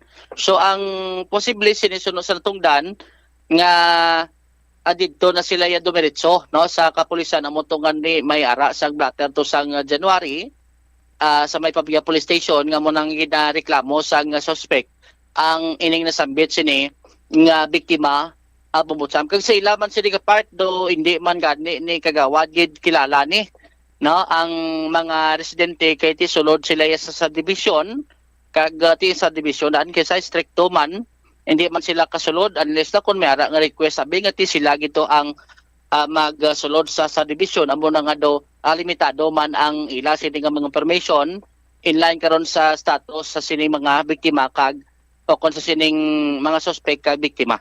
Si kagawad Nelson sang ma-interview sa Mubo Radio. Kagawad backtracking naton sini? With regard siguro sa aton suspect kag victim, ang barangay Ungka wala kami tina-reserve na-receive nga complaints regarding sa ilang aduan.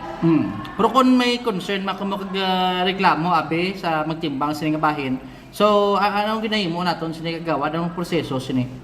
Kung may isa ka party nga magkadto diri nga mag-complain, nga gusto yagid man nga usayon diri sa barangay, ang aton barangay nagahatag sang sumon sa ila kag ipatawag diri sa aton barangay. So, and then, go ahead. Kung ari na sila di ginaistoryahan. Isa ka bisis kung hindi sila ma-ariglo sa ikadua o ikatatlo. And then after sang 3 days nga i-immediate sa aton barangay captain o punong barangay nga hindi sila mag-settle, gina-forward namon sa aton nga lupon. So dira na may sayran. Dira na masayran. After nga ra na sa lupon, ang both parties nga within 3 times man na sila ginapatawag ka lupon, kung hindi gid man sila ma-settle, ang barangay, ang lupon naton maga-endorse sang certificate to file action forwarded to sa aton nga PMP. Okay. So bilang ikaw ang sa chairman sa peace and order, no, ti siyempre galibot ginas barangay. Doon na encounter mo naman si Jester kay biktima kagawad. Anong pagkilala mo na sila? With regard na siguro sa aton nga biktima, aton nga suspect, hindi ko gid na mahambal ang ilang aditas kay daw wala gid kami makamit sina sa ila. Okay. Kay sa division. Si Kagawad Nelson sang Barangay Ungkados, Banwa sang Pabiya, Iloilo, Bumcham. Alright. Ini si Bombo Jomar Consumo Villa para sa number 1 most trusted radio network in the country, Bombo Radio Philippines. Basta Radio, Bombo. Salamat kita Bombo Jomar Villa. Luyag naton may baluan kung ano kadalom ginang sala sining biktima. Kay kung lang taon naton ang closed circuit television, ang footage. Makambal kita banwang ginplanuhan na sang duwa. No? Desidido na silang tapuson ang kabuhi sining biktima. Kay way labot kay may dalagal isang armas ining nagasulob sang asol or blue nga sleeveless sini nga bayo, of which nga mo ting ginatumod iya nga magulang, ang manghod may pusil man nga dala kag ginsiguro gid sang duha nga way na sang bilin nga ginhawa sa sining biktima pinaagi sa pag tiro pagid point blank. No. Way pagani kontento ang manghod, binalikan niya pagid sini. Kagliwat pagid nga gin pitkan para nga 100% masiguro nga way na iya sang kabuhi. Ginapahayag diri sandig sa mga recoveries ang armas nga gingamit sandig sa na-recover sini iya nga mga empty shells, may duwa ka kalibre, no? 9mm kag iya sang .22 sa aton sini nga mga kabumbo. Sa pagpangusisa nagumpisa man ang kuno sa malain sini nga pagtulok sang biktima sa suspitsado kag sadtong bulan sang Enero iya sini nga gin pablater. May rason pagid nga mas madalom o galing kay hindi na pag-ituad sa isa sa mga suspitsado kay ginatugyan na lamang ini nila sa ila sini iya nga legal counsel. Oh. Pero antes pa man natabo ang pagpangluthang sandig sa impormasyon nga nakuha sa Bombo Radio nga nagainom kuno ining magutod kag nagatulok kuno sa ila ining biktima. Kag dito ila sini nga ginpalapitan, pagpalapit na unang manghod daw medyo nagadikitanay na to sila kag siguro nagahabuyanay na sa hindi mayo sini matinaga. Di napal tinampuyong sining manghod ang biktima sang mahana nga malagyo ang biktima masulod sa puloy-an, gumabot na ni karon iyang magulang kag nagluthang sa iya sa aton sini nga mga kabumbo. So bangod nga nagatalikod ang biktima sang ini siyang ginluthang, amo sining balasihan sang aton kapulisan nga ang kaso nga i-file amo iya ang murder. Kag sa iban pagin sini nga mga sirkumstansya nga kung sa diin nagagwa nga ginplanuhan sang duha ang pagluthang sa biktima. Tikon pamangkoton ang ginikanan sang duha ka mga suspitsado. Why man sang ginikanan siguro iya nga maghambal nga malain na iyang akon nga mga kabataan. Kunti lunsay kayuhan. No? Now, isa pagin sa mga palamangkutano naton, lisensyado wala ining armas nga gingamit sang magutod kag na-recover wala ini. Kay kung wala ini sa mga nagakaigo sa nga lisensya sa aton sila magkabombo, no? Kag na-recover ining armas lutang, maigo pa ni sila sa pagbayular sang Comelec gun ban. Ti ang murder nga daan nga kaso sa aton sino mga kabumbo, non-bailable inamo.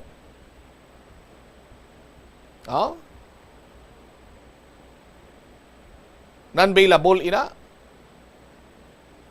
Ti malawig-lawig gid siguro sini iya banwa nga pagtiner sa sulod sang lock-up cell ang ma-experiensyahan sang mag-utod sini.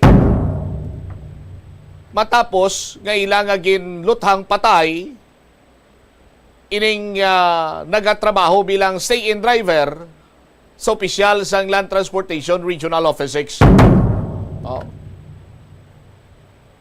Idamo nagapamangkot ano gid man balay ang sala sang biktima tuaw amo gid sini ka brutal ang pagpatay kag kita nyo man dira sa aton sini nga nakuha yang closed circuit na television na footage.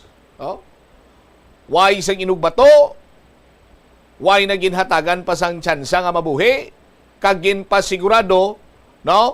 Nga wala na iya sang ginhawa nga nabilin sa iya samtang or antes pa man nga maglakat ining duha ka mga suspitsado. 26 minutos sa nakaligad sa takna sini nga launa. Sa aton sini nga pagpanumbalik ka banwa, hindi lang kay first time nga nakuha nga impormasyon sa City Drug Enforcement Unit nga ang source sang illegal nga droga sa ila sini nga mga subject sa buy-bust operation ang nagikan sa personnel sang BJMP or Dumangas District Jail. Makapila ka naman kuno kabes nga na salapuan sini iyan ni Police Captain na Ryan Christ Inot kag ginatudlo ti ang source kuno BJMP. Ti batian nyo man gina sa statement diri sang spokesperson sang BJMP 6 si Attorney Juniven na Umadhay nga tigilayon man ini sila nga nagpatigayon sang pagpanghusisa. Sa aton sini nga mga kabombo. Anyway, dugangan naton ang iban pagin sini mga impormasyon kag pagpangusisa man sa bahin karon sa City Drug Enforcement Unit sa kung sino pagin bala nga mga miyembro or personnel sang BJMP Dumangas or base sa iban pa iya nga district jail, district facility, mayara man nga nagakaulamid sa pagpalapta sang illegal nga droga. Balikan tayo ni matapos ang pila ka-importante nga mga panumdum. Oras naton, 28 minutos na, nakaligad sa tak ng alauna. The Farmer's Bazaar, your traditional public market with the touch of Plazuela Dos, ang isa ka lugar nga gintukod sa tion kag sa kasagsagan sa COVID-19 pandemic. nga may tinutuyo nga maghatag sa imo sang safe marketing experience. Subong nga ang COVID-19 hindi na gid man dako nga pamahog kag nagapakadto na kita sa next normal. Rest assured nga ang Farmers Bazaar will further evolve agud nga magpadayon sa paghatag sa inyo sing satisfying marketing experience. The Farmers Bazaar sa lower level, tara na pahamtang ang fish, poultry, kag meat section para naman sa inyo mga kinahanglanon nga prutas, utang kag iban pa, magbisita sa upper level, pinaagi sa paggamit sa hagdanan o kon sa pagkadto direkta sa parking lot. The Farmers Bazaar, your traditional public market with a touch of Plazuela Dos. Plazuela de Iloilo, Billboard of Activities for March 30 to April 5, 2025. Ang Abril 4 amo ang first Friday of the month. Ang 3 sa 12 ka mga promesa ni Jesus nga ginhambal pinaagi kay Sister Margaret Mary Alacoc para sa tanan nga mga devotees sang Sacred Heart of Jesus. I will bless the home in which the image of my Sacred Heart shall be exposed and honored. I will give to priests the power to touch the most hardened hearts. Those who propagate this devotion shall have their names written in my heart, and it shall never be erased. In line with this, ginaagdang tanan nga mag-attend sang First Friday Mass to honor the Sacred Heart of Jesus sa Latolda sa Abril 4, 2025. Mag-aumpisa alas 5:30 sa hapon. It's another great weekend featuring your favorite rock and pop songs sa 2 ka oras kag 30 minutos nga musical show kaupo ng Rock Station Band sa concert at the Plaza. Mangininyo, umpisa alas 6 ang gabi sa Abril 5, Sabado.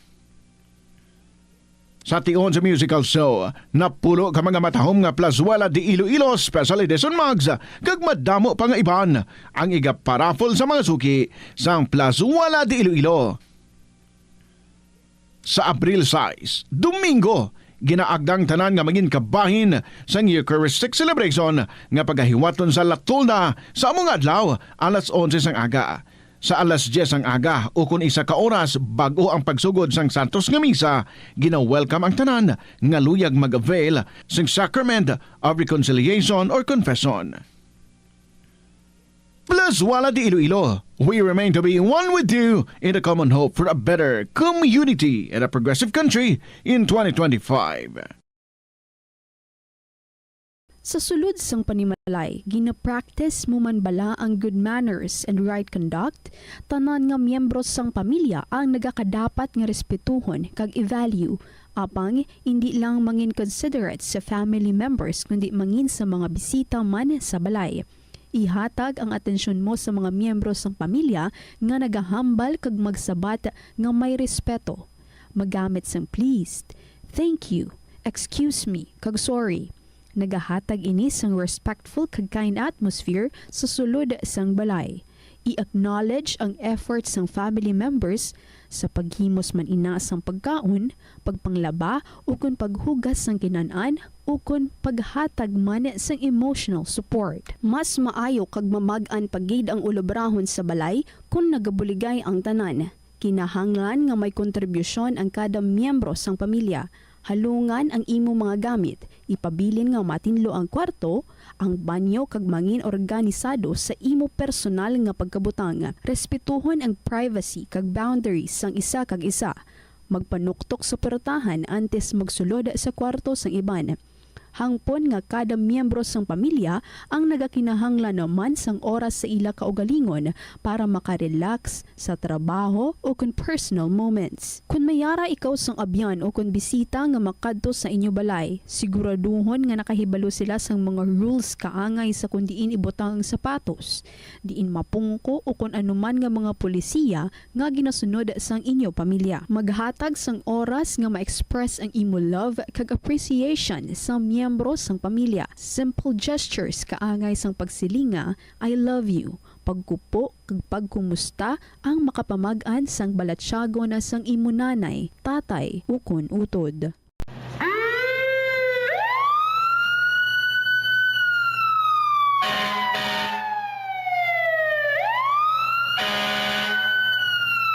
Yari ang mga tips agud nga malikawan ang sunog sa balay.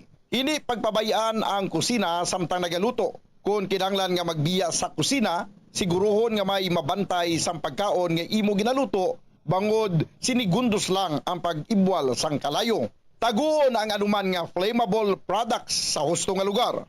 Ang household cleaners kag items kaangay sang hairspray o kung shaving cream ang delikado kung i-expose sila sa source of heat. Ibutang ang mga ini sa cool area. I-maintain ang mga wires antes magsaksak sa sakit. Sikyaron nga walay ni sang kinagtan sa ang ido o kung iban nga sapat ilabi na kung ikaw ang may hinuptanan. Kung may damaged wire, isla nini sa gilayon. Siguruhon man nga may yara sang fire extinguisher o kung fire blanket sa balay. Dapat man nga nakaibalo ang tanan nga family member magamit sang fire extinguisher agud mapalong inigilayon.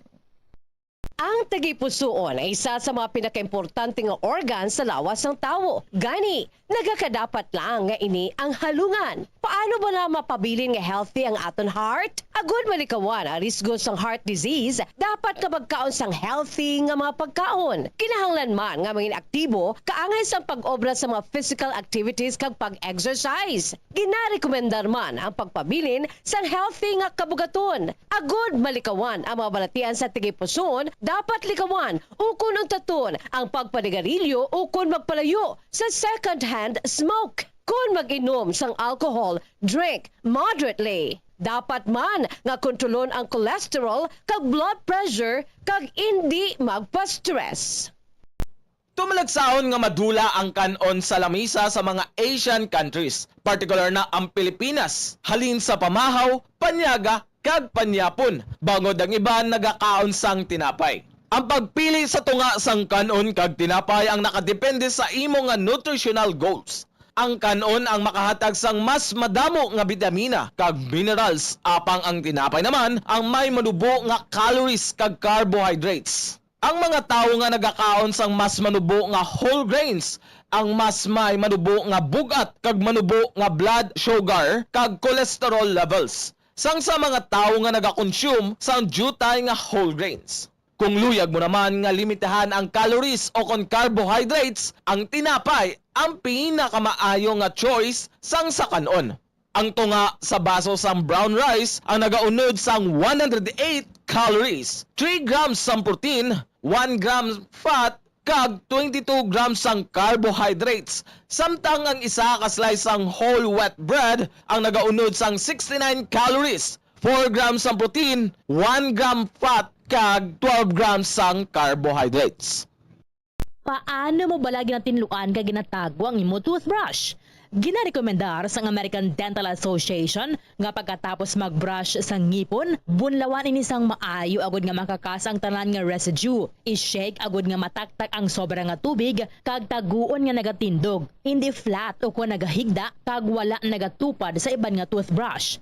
Mas ginarekomendar man sini nga taguon ang toothbrush sa open nga lugar, agud nga mahanginan kag mainitan agud nga magmalas sang natural antes nimo gamiton pagkasunod nga adlaw. Ang moist environment abi kaangay sang closed container ang sahugid nga tubuan sa mga microorganisms. Labaw sa tanan, hindi pagibutang ang toothbrush sa sulod sang toilet. Kung gamay ang imo toilet kag makusog ang flusher, ang toilet water ang delikado para sa imo toothbrush bangod sa lang ini nga malapot sang agsik sang tubig. Santo sa pagtuon, ang microorganisms halin sa toilet ang sarang nga magtumbo sang 2.7 feet to 6 feet. Gani sarang nga malabot ang imo toothbrush kag masulod sa imo ba ang higo. Ginarekomendar man sa American Dental Association nga isla ng toothbrush kada 3 ka bulan. Madamo ang nanamian magkaon sang instant noodles bangod sa convenient inilutoon, barato kag manamit. Apang nakaibalo bala ikaw nga madamo ini sang matugang nga risgo sa ikaayong lawas? Ang instant noodles ang may mataas nga sodium nga hindi maayo kung masubrahan. Isa sa pinakadako nga contributor sa dietary sodium intake amo ang mga processed food lakip na ang instant noodles. Nagaunod man ini sang MSG nga naangot sa mga sintomas kaangay sang pagsakit sang ulo, nausea, high blood pressure, pagpalangluya, chest pain kag heart palpitation. Manubo man ang fiber kag protein sa instant noodles nga hindi maayo nga option sa mga luyag magpabuhin sang kabugaton. Ang masami nga pagkaon sang instant noodles ang nagapasaka sa risgo sa pagdevelop sa metabolic syndrome. Isa ka kondisyon nga nagapataas ang risgo para sa heart disease, diabetes kag stroke. Stress ka bala kag kinahanglan mo sang break? Ang pagsaka sa bukid ang makabulig agud madula ang stress apang nakahibalo ka bala nga magluwas sa mental health mayo manini para sa lawas. Ang hiking isa ka cardio workout nga makapanubo sang risgo sang heart disease. Makabulig manini sa pag-improve sang blood pressure kag blood sugar levels. Ang pagsaka sa bukid ang makaboost man sang density bangod ang paglakat ang isa ka weight bearing exercise. Magluwas diri nagahatag manini sang kusog sa glutes, quadriceps, hamstrings kag muscle sa hawak kag tiil sang isa ka tawo. Nagapa-improve man ini sang balance, nagapakusog sang core, kag nagabuli kagud makontrol sang isa ka tawo ang iya kabugaton. Nagapanami man ini sang modo bangod ang pagsaka sa bukid ang may positibo nga impact sa pag-combat sa mga sintomas sang stress kag anxiety. Nagalibogid bala ang imo ulo kung manog tapos na ang bulan o kung basta due date mo na, nagapahanumdum gid ang financial experts nga dapat bayaran mo sa husto nga tion ang imo nga utang bangod maalam ini nga paagi sa paggastos ang imo kwarta kag may maayo pa nga mga benepisyo. Halimbawa, malikawan ang late fees kag maprioridad ang importante nga mga galastuhan.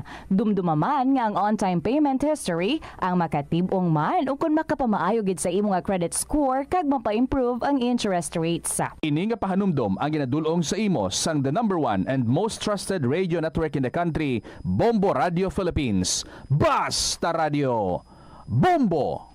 Agud makalikaw sa food poisoning o kung paglain sang tiyan, sundo ng ining mga pahanumdom sa pagpreparar sa mga pagkaon kag ilimnon. Manghugas ang kamot kag ipabili ng katinlo antes kag pagkatapos ang paghimos. Bombo Radio Iloilo, Philippine Standard Time, 40 minutos na nakaligad sa takna sa Ningalauna. Balik diri sa pagpangalagad sa Bombo Aray sa udto sa gihapon ko primo Bombo Chama Blanco Hovera. Standby sa aton sining mga kabombo sa dugang nga mga balita kag impormasyon. Ang City Drug Enforcement Unit Chief nagpahayag nga hindi ini first time nga nabuyagyag nga ang source ang illegal nga droga nga ma-recover sa mga buy-bust operation targets or individual. Halin kuno ang source sa BJMP or Bureau of Jail Management and Penology sa mga district jail. Ini matapos kiti gintudlo sang subject dito, high value individual sa distrito sang Haro, ining personnel sang Dumangas District Jail nga siya to kuno ang ginakuhaan nila or ang nagatindog bilang supplier sang illegal nga droga kag sila naman ang distributor nga duwa. Check ta si Bombo Hana Joy anda sa Bombo Hana sa report. Please go ahead.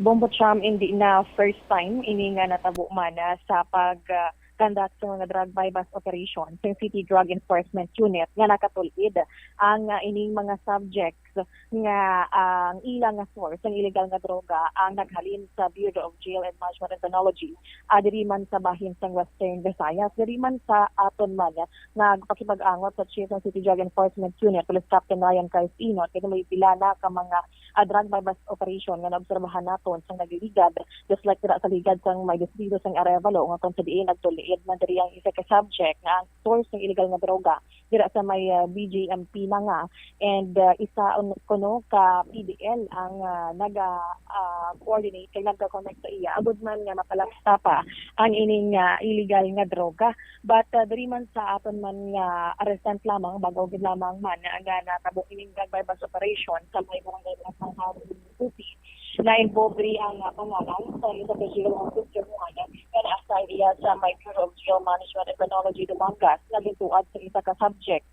nga bilang source sa kasama ng drug buy-bust operation sa Abril 2, 2025. So diri man ang pagpahayag man diri mismo sa ang Chief ng City Drug Enforcement Unit nga for verification so nag-coordinate sila yon ang ilang City Drug Enforcement Unit sa mga tatapan man sa BGMP6 agad nga ma-verify ang ining impormasyon kag diri man nga gila yon nga patagayunan sa ining random drug test kag Greyhound operation sa area sang BGMP Dumangas agud masikyar ang ining mga sunod kag kung ano man ang mga ang tago kumbaga sang ining mga PDL o kung man mismo nga mga jail officer sa among opisina Bombocham. So diri man kung madumduman man ang paupod man diri sang mga naaresto amo si Hazel Rosario, 36 anyos, residente sa 7th Street, Talawaan Village, Barangay Balantang Haro, Iloilo City, kag si Jose Ariel Brito, 41 anyos, minibus driver, kag residente iya sa Barangay Palaypay, Anilaw, Iloilo. So diri man ang nagapasalig man diri ang BGMP6 nga pagsabat nila nga maid-id nga investigasyon ang pagdayon diri kag sa pagkamatuod yara na sa tatapan sa BGMP6 mismo ang ining si jail officer 1 kag nasa idalom sa restricted area sa subong man nga aga ato madiri nga pagpag-angot kay Police Captain Ryan Christ Inot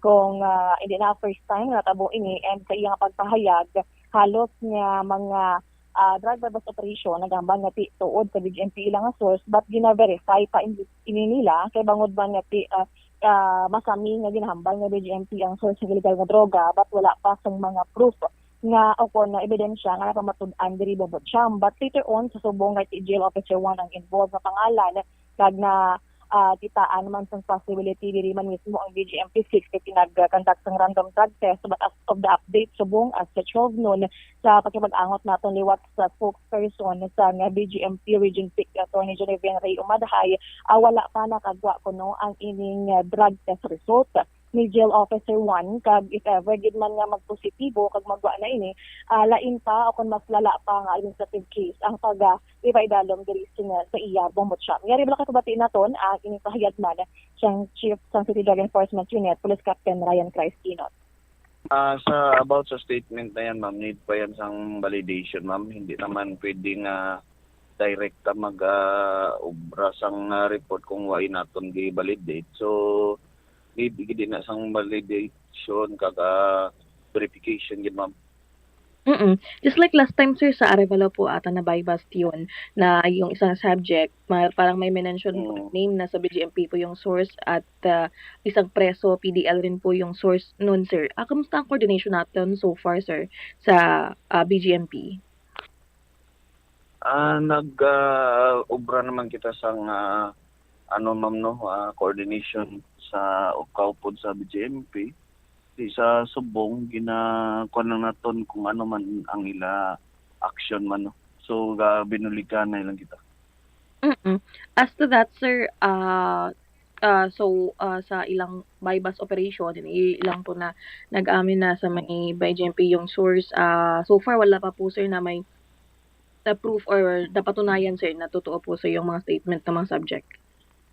Wala pa naman, ma'am, kasi kailangan po talaga ng validation sa mga ganyan na statement, ma'am. Hindi tayo pwedeng mag-ano lang na agad-agad, ma'am. Kasi kawawa naman yung tao kung wala naman talagang involvement. Okay. Sir, can we ask lang, sir, yung latest update lang po sana or not that, kay doon po sa jail officer, sir? Sa ngayon, ma'am, ang DGMP na po yung may kuan sa kanya, ma'am. Kasi hindi naman namin hawak yung organization niya. So sa ngayon, hintay lang natin po kung anong kakalabasan po ng investigation nila. At the same time yung sa amin po. How about po, sir, sa dalawang subjects po na nakuha natin dun sa may Balantang Haro, sir? Na-file na po natin yung kaso kagabi, ma'am. And to the review, sir, yung mga operation area nila for sa pag-produce po ng mga illegal drugs, sir, asan po, sir? Dito lang bilog na city, ma'am. May mga province man, ma'am. And both, sir, is may history rin ba, sir, regarding with this RA 9165? Wala, ma'am. Mga nabatian diri Bombocham ang pahayag man sa Chief ng City Drug Enforcement Unit Police Captain Ryan Christ Inot. Ang random drug test sa sanong ipatigayon? Sang kahapon sang aga ginayon Bombocham. Kahapon sang aga kay may information kita nga nag-positive na kunong ginatudlo sini nga source or supplier sang illegal nga drugay. Pero ang bal ni Attorney Umadhay, wala pang result kabot? Amo gani mo nga tigin pa kun firm naton diri man sa labaton naton nga impormasyon nga nagpositibo na ini ang Jail Officer 1, but as for confirmation as by Chognon subong man ni Attorney Umanay, wala pa kuno sang result nga nagwa man sa ining drug test. How about ang investigation sang Bureau of Jail Management and Penology Regional Office 6? Sa subong Bombocham kay ang kahapon sa ila diri nga action taken man ang random drug test and except that may Greyhound operation sila mismo sa may BGMP Dumangas kag nakitaan dito sa mga improvised gitran nga mga kusilyo mga kagamitan na ining mga PDLs for some crime of liberty, but wala sang nakitaan nga mga kontrabando o illegal nga droga. And sa personal background naman ni Jail Officer 1 nga ini sang 2022 ini nakasulod sa BGMP as diraman nga Jail Officer 1, but later on sa ilaman diri nga pagsikyar sa ahensya na siya sang BGMP Bombocham na ilaman na diskubrihan nga ang utod gali sini involved sa illegal drugs and subong preso diri man sa may bahin sang Western Visayas and subong din na investigahan sang BGMP 6 kung connected pa bala ini nga Jail Officer 1 sa iyaman nga utod kay diri man pagatan-awon kung Diin kuno naka-detain ang iya sini nga utod? Wala man diri na sambit Bombocham, but diri lamang sa may bahin man sang Western Visayas or Iloilo Province of Iloilo City. Parutak Viejo para hindi nas lang budlayan? Magani Bombocham, but wala gin na pag mismo ni Atty. Umanhay, but amo na ana baton mga info nga diri sa may Barotas Nervo ang utod kini nga na preso na involved sa illegal drugs. So dira man ang tan-aw possible nga connection man sa iya utod nga na preso subong involved sa illegal drugs Bombocham. All right. Ini si Bombohana Mendoza Andasa para sa the number 1 in the most trusted radio network in the country, Bombo Radio Philippines, sa Basta Radio, Bombo. Salamat gid na Bombohana Andasa. No? Ti nagpagwa man asang statement ang BJMP6 sa aton sini nga mga kabombo. At yung baltato kagapon kung di sila mapagwa sa statement pero ti daw kumbaga pa do motherhood statement sa aton sini nga mga kultura nang ila sini nga ginapagwa. But hindi naman lipod kay nabalita naman gani na plastar naman sa spokesperson ni Atty. Umanhay inang sitwasyon, pero may idugang lang ako sa aton sini nga mga kabumbo kay sandig sa aton sini nga pag panghusisa sila diri banwa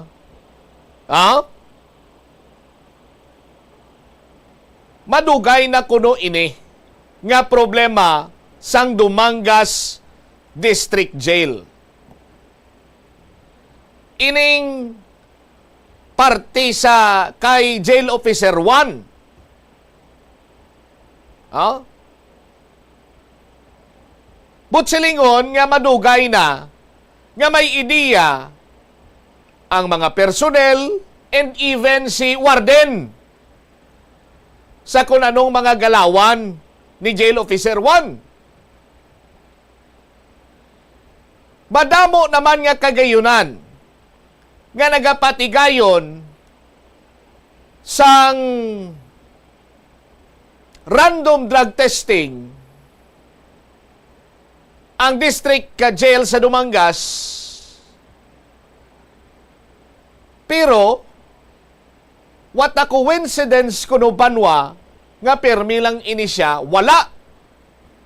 Anong butsilingon sa wala? It's either nga hindi iya duty or absent siya. Pero lately sa aton sini nga mga kabumbo daw grabe ang pagsanto sang posibilidad kag coincidence nga for example, buwas sabi random drug testing, ti why saya kuno? Absent saya kuno? Sa aton sini nga mga kabumbo. So may ideya kag madugay na nga ginamutikan kag nangin problema ini siya sang District Jail Dumangas. Tiyang pamangkot, dugay na gali ni ano ang ginhimo no, ni Jail Inspector Francis Hanagap, ang warden sang Dumangas District Jail. Kaysa iya ini area of responsibility ang problema karon. Sa aton sini nga mga kabumbo. Mismo gani mga kopdanan nyo dira kuno sa bahin sang Dumangas District Jail, daw hanga kag nagabilib sa sining galawan ni Gio1. Kay daw halos kada semana lain-lain iya sining eslakyan.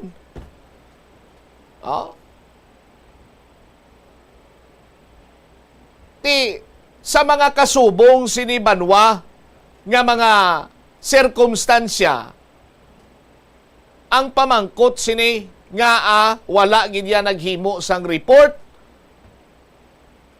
si Jail Inspector Francis Hanagap. Ini santo sa pagpangusisa sang Bumbo News Team.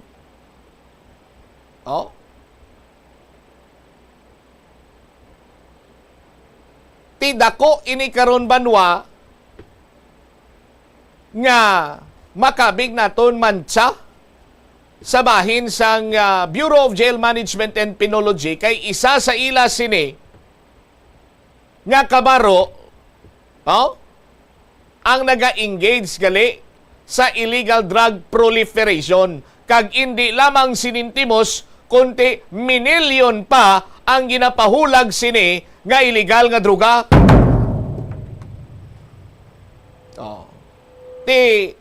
Hambal sang BJMP, nagpatigayon sila sang Greyhound inspection, may random drug testing dayon kagapon.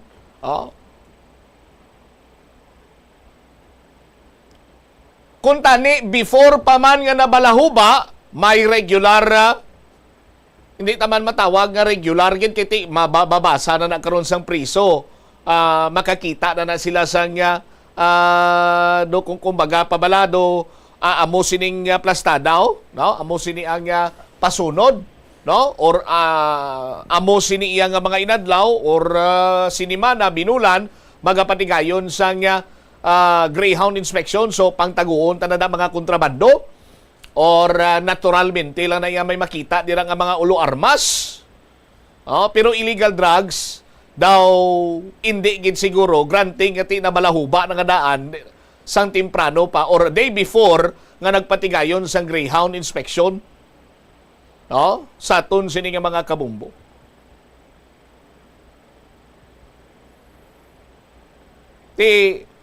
Nagapinsar kita anay nga ang mga tawo nga naga-engage sa illegal drugs, illegal drug proliferation, mga high-value individual, high-value target, ginasulod sila sa mga district jail, ginasulod sila sa mga prisuhan para kung tani nga i-rehabilitate or serbisyuan or prisuhan ang ila siniiya nga paglapas sa aton sini nga laye.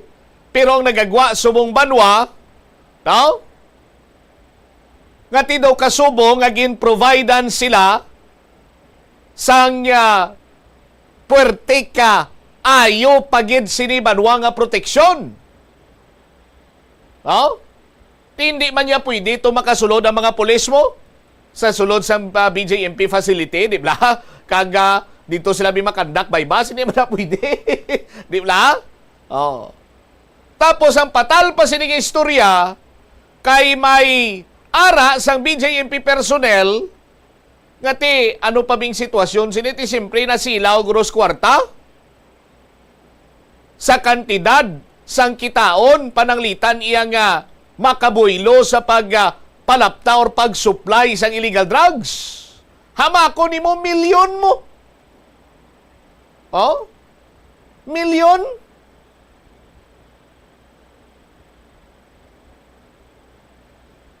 Gamay na lang sini Banwati. Siguro makalagas na iya sa lamsam sa ulihi sang imo sini iya nga retirement sa 25 anyos ni mo nga panerbisyo, abe? Ti ina iya makuha mo sa 1, 2, 3, 4 ka bulan, triple, quadruple, kapilo. tinangin instrumento na sila sa pagpalapta sa illegal nga droga, waay ron tipunaw.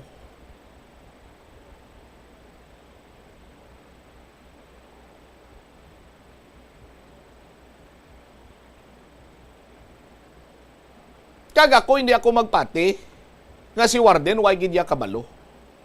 No? Hindi ko ya magpati nga si Warden, wala ya makahibalo sang galawan, sang iya sini nga GO1. No? Di ba? Kung ang impormasyon nga aton sini nga nabato, nagikan sa aton sini nga A1 informant, nga madugay na nigali nga ginaugtasan ka ginaproblemahan ang amo sini nga galaw sang jail officer 1, how come nga wala nagpatigayon sang report or nagpanghusisa ang warden? Oh. Ano ay hanang rason, warden?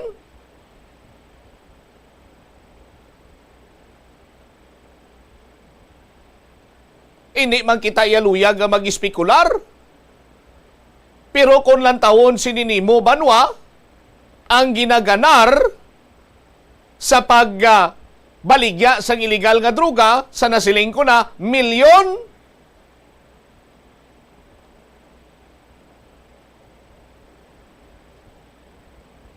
Tikon, maabot abi sa tsimpo nga nagakinahanglan ka sa nga dako nga kantidad. For whatever reason, nga kinahanglan mo,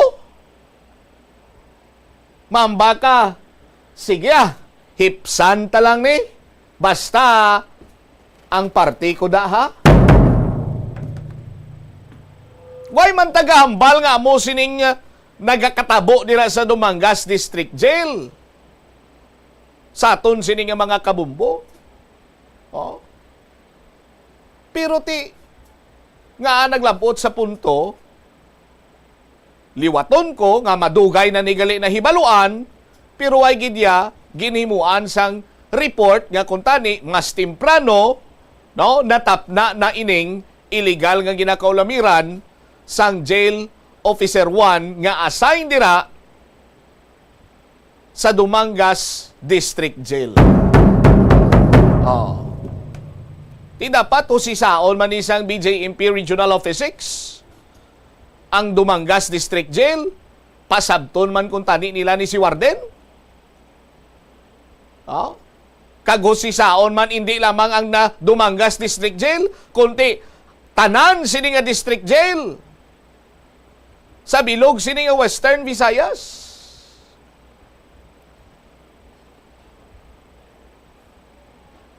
Kay hambal ni Captain Inot, hindi lang kay Dumangas ang naminsyunar sang mga nangin subject nila kag naaresto nila sa bypass operation. Ang nagagwa sa ila sinikuno iya nga mga baba ugaling nabutang kamo karon sa spotlight ang inyo sini nga hanay kay hindi lang ulango 2.3, 2.5 million pesos nga balor sa illegal nga droga na recover kag suno sa high value individual ang supplier personnel sa BGMP.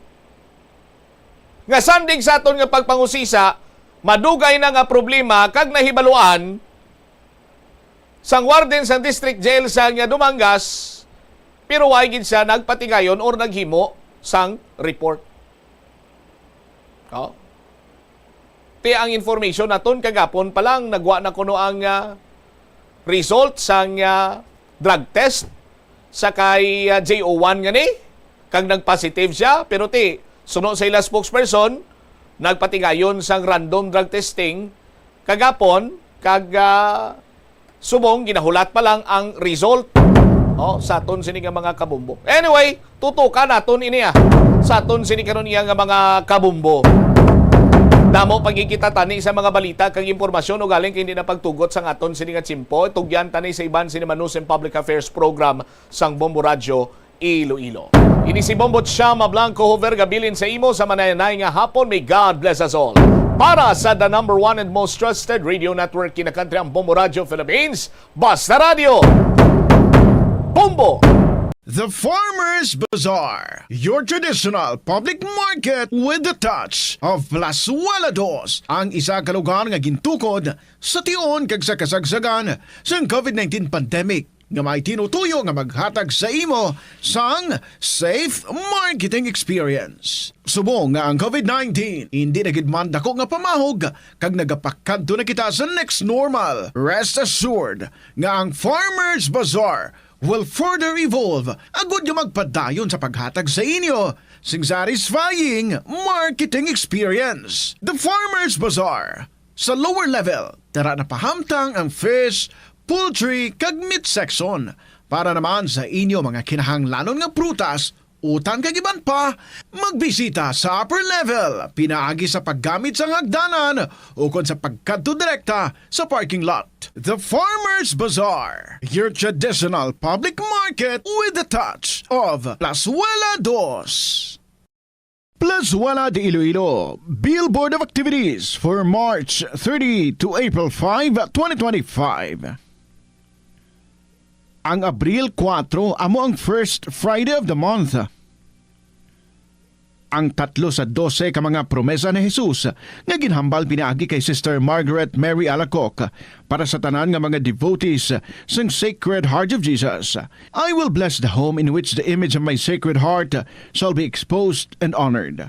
I will give to priests the power to touch the most hardened hearts. Those who propagate this devotion shall have their names written in my heart, and it shall never be erased. In line with this, ginaagdang tanan nga mag-attend sang First Friday Mass to honor the Sacred Heart of Jesus sa Latolda sa Abril 4, 2025. Mag-aumpisa alas 5:30 sa hapon. It's another great weekend featuring your favorite rock and pop songs sa 2 ka oras kag 30 minutos nga musical show kaupod ang Rock Station Band sa concert at the Plaza. Mangininyo, umpisa alas 6 ang gabi sa Abril 5, Sabado. Sa tion sa musical show, napulo ka mga matahom nga Plazuela de Iloilo Special Edition Mugs kag madamo pa nga iban ang igaparafol sa mga suki sang Plazuela de Iloilo. Sa Abril 6, Domingo, ginaagdang tanan nga maging kabahin sang Eucharistic celebration nga pagahiwaton sa Latolda sa among adlaw alas 11 sang aga. Sa alas 10 ang aga o kung 1 ka oras bago ang pagsugod sang Santos nga Misa, gina-welcome ang tanan nga luyag mag-avail sang Sacrament of Reconciliation or Confession. Plazuela de Iloilo, we remain to be one with you in the common hope for a better community and a progressive country in 2025. Ang simple nga paghusay sang buhok ang may pila ka maayo nga benepisyo sa lawas. Sunod kay Arthi Ragurama, founder sang Dega Organics nga nagaproduce ng handmade bath kag body products sa New Delhi, India. Ang mga tawo nga may dry hair, ang masami hindi mahilig nga maghusay sang buhok bangod sa kahangawa sang hair fall. Apang ang masami nga paghusay sang buhok ang makabulig sa blood circulation sa aton nga scalp, naga-nourish man ini sang hair roots, naga-promote sang growth, kay nagabulig man agod nga malikawan ang hair loss. Kung ikaw isa ka chess lover, yaring pila ka brain benefit sa paghampang sini. Kag kung wala ka nagahampang sini, umpisahin na.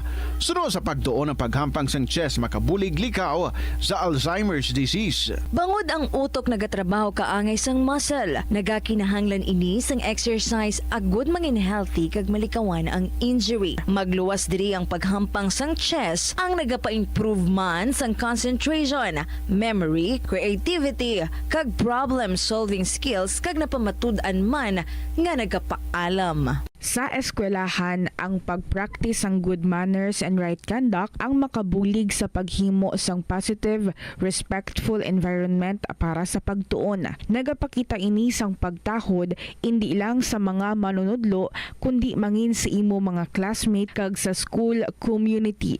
Mag-abot sa eskwelahan on time. Ang pag-abot sang late sa klase kag sa aktibidad ang nagapakita sang kakulang sang respeto sa oras sang iban. Magpamati sa sa imo maestra o kun maestro samtang nagadiscuss ang lesson kag sundon sang maayo kun may yara sang instructions. Tawgon nga ma'am o kun sir ang imo teacher o kun staff. Kun may pamangkot, ibayaw ang kamot, agud mahatagan ikaw sang kahigayunan nga makasabat. Maggamit sang please, thank you kag excuse me kung nagaistorya sa imo classmate o kung sino man ang imo ginaatubang. Likawan ang pagpanunlog, pagbuli o kung pagpanginsulto. Mangin maayo kag may respeto sa isig kapareho. Mangin matinlo sa classroom kag school grounds. Ibutang sa basurahan ang basura kag indi pag-ihaboy sa bisan diin lang, ilabi na sa sulod sang classroom. Respetohon ang propiedad sang eskwelahan. Halungan ang mga libro kag supplies kag likawan ang mangguba sang pagabutang nga wala mo ginapanag-iyahan. Mangin focus sa pagtuon kag likawan ang pag-istoryahan na isang classmate samtang nagadiscuss ang imo maestra o kun maestro sang inyo nga lesson. Likawan ang cheating. Masami nga kompletohon ang assignments kag test nga wala nagapangopya sa hinimuan sang iban.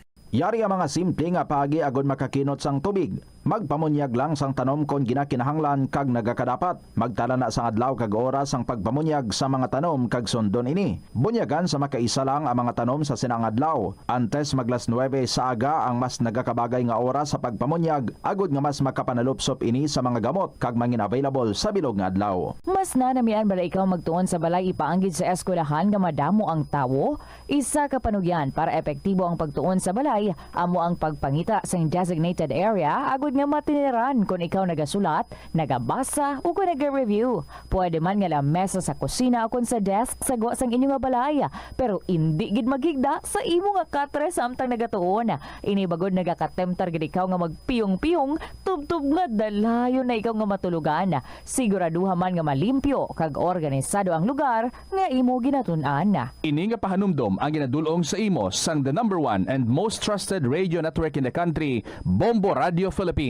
Basta Radio Bombo! Umpisa sang pandemya nangin mas conscious na ang mga tao sa personal hygiene bilang kabahina sang COVID-19 prevention. Apang magluwas sa COVID-19, madamo pa sang iban nga germs kag virus ang kinahanglan likawan agud indi mag-angkon sang sakit. Yari mga proper hygiene practices nga dapat muhimuon agud malikawan ang nagkalailain nga sahay sa malatian.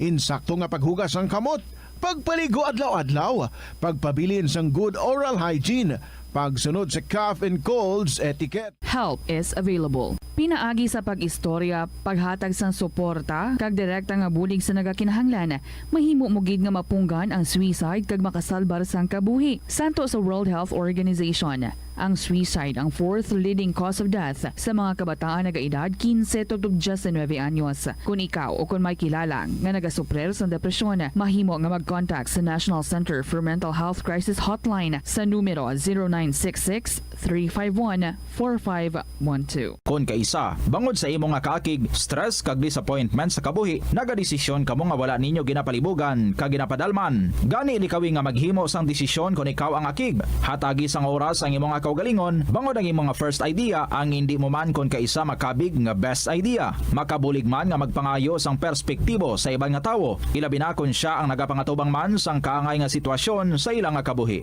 Kung ang desisyon nga imo ginhimo ang wala langin madalagon, hindi napagbasulon ang kaugalingon. Naga-subscribe bala ikaw sa mga serbisyo nga wala mo man ginagamit? Halimbawa, ang balayran mo na bala para nga makalantaw ikaw sang movies, pero sa tuod lang, wala naman ikaw tiyempo nga maglantaw sini.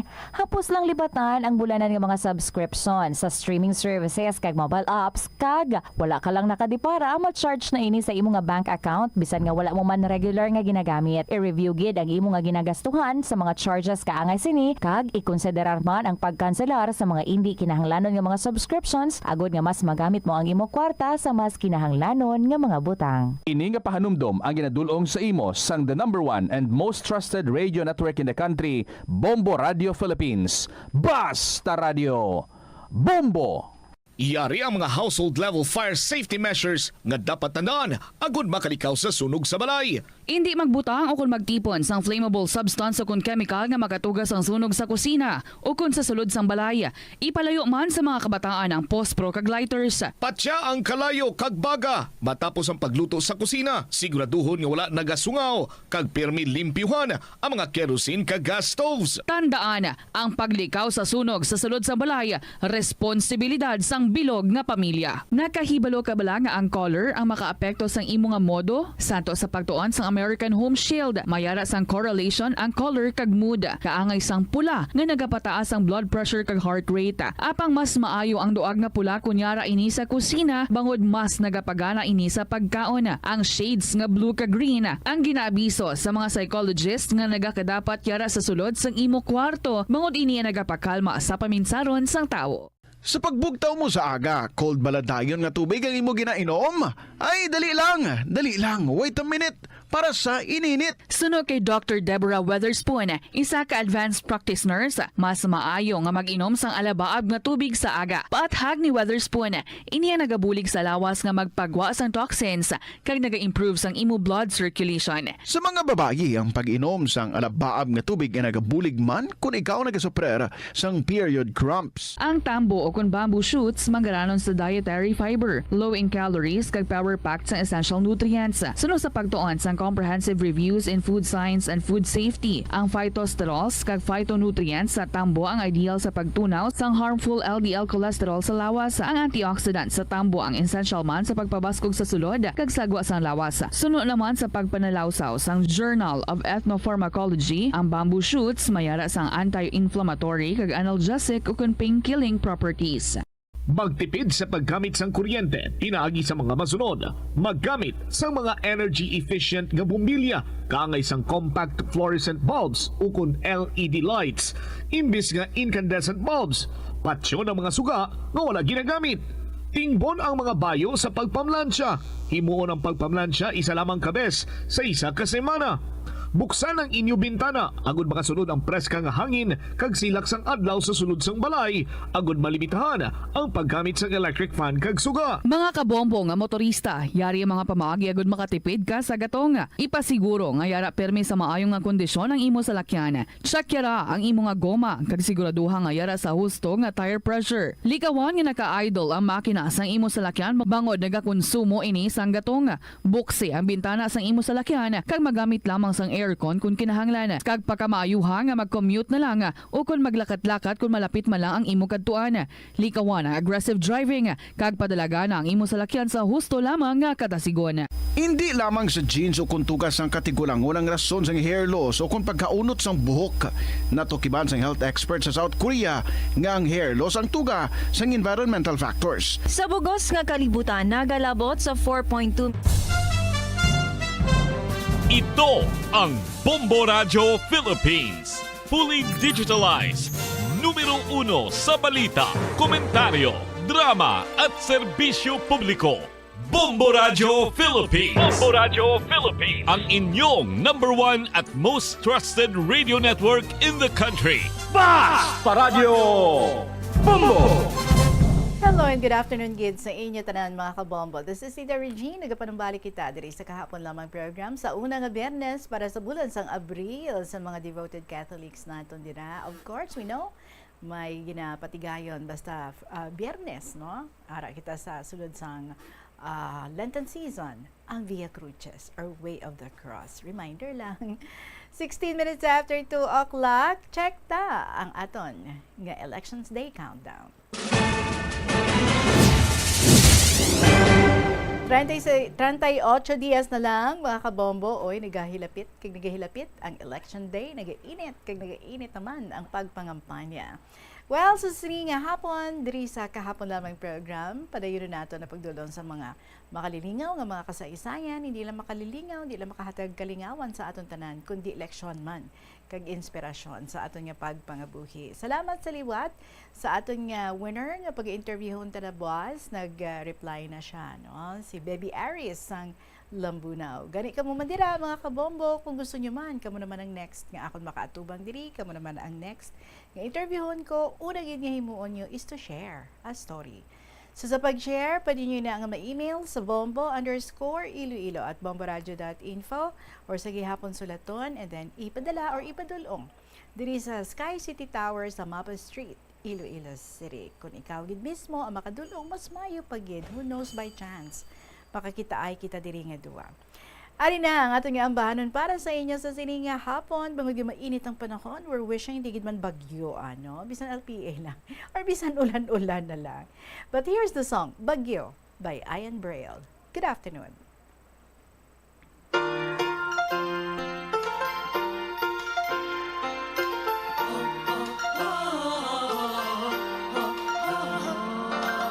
Kapag ikaw ay nalulungkot sa iyong pangarap na di mo maabot ako, pigang-piga na ang iyong loob at ang damdamin mo'y pagguhot. Darating din ang pag-asa, panahon ay mag-iiba. Sundan mo lang ang ihip, sundan mo lang ang ihip. Tulad ng mga ulap sa langit, papatak ka rin at aambon. Pag bumigat, bumilis, di mapigil. Hahampas ka rin at bubuhos. Ika'y isang bagyo na di mahihinto. Bumubugso ang hangin tulad, sumisigaw, lumalaban. Ika'y isang bagyo, kumikidlat, kumukulog. Umaagos ang lakas na nasiyo. Ika'y isang bagyo.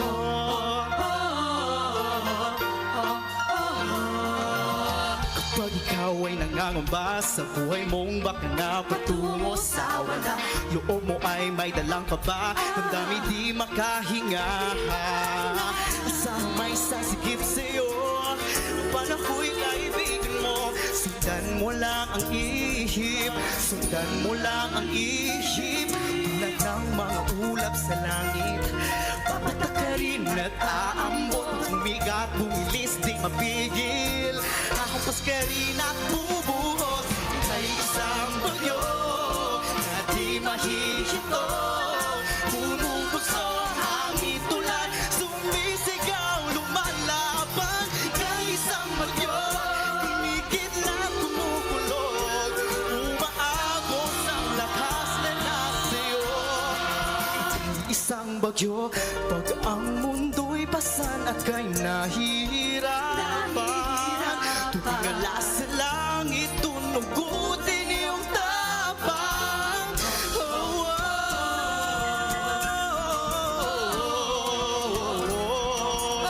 tulad ng mga ulap sa langit, papatak ka rin at aambon. Pag bumigat, bumilis, di mapigil. Hahampas ka rin at bubuhos. Ika'y isang bagyo na di mahihinto. Bumubugso ang hangin tulad, sumisigaw, lumalaban. Ika'y isang bagyo, kumikidlat at kumukulog.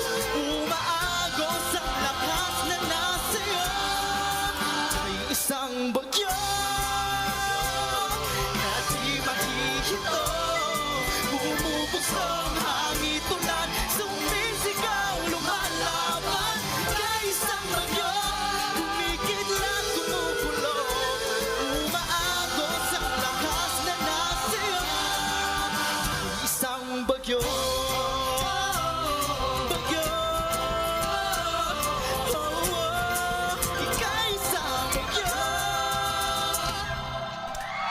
Ian Braille para sa inyo, Bagyo, mga kabombo, ang dating mo daw, parang bagyo. Tuod na, alas 2:21 ang atong oras sa hapon. Let's go straight na sa pagdulong sa inyo sa atong mga kasaysayan.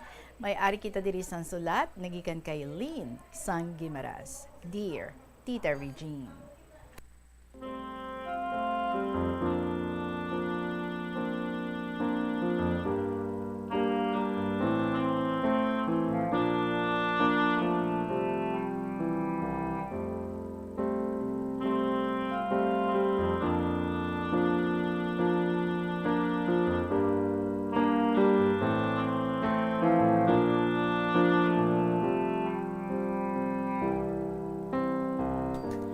Una sa tanan, Tita Regine, naghahatagin ako sang katahuran, maayong hapon sa inyong tanan, labi na sa katapos ng Bombo Radyo. Ako gali tita, may kasaysayan man nga hindi ko gid malipatan. Ako gali si Lynn sang Gimaras, nagapangidaron sang 65 years old.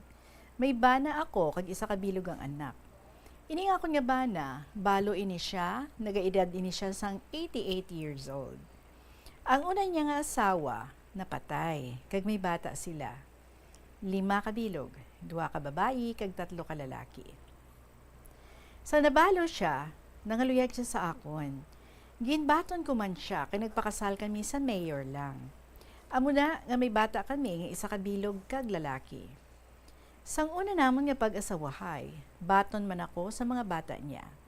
Nagay subong, Tita Regine, kay mga tigulang na kami, ginkontra na ko nila.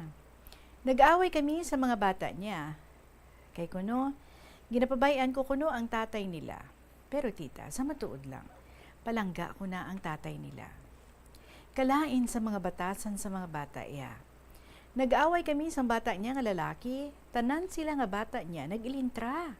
Ginapalayas nila ako. Kay kuno, nagkadto ko sa ilabalay, wala kuno ako sang dala. Kung maghalin ko kuno, wala man ako dalon nga manggad nila. Ti, naglayas ko tita. Ginpanghimos ko mga bayo ko tanan. Wala ya kabalo ang bana ko. Pero sang adlaw sang pag-away namon sa mga bata niya, waay pa ako naglayas, kay nag-obra pa ako, mga 3 ka adlaw.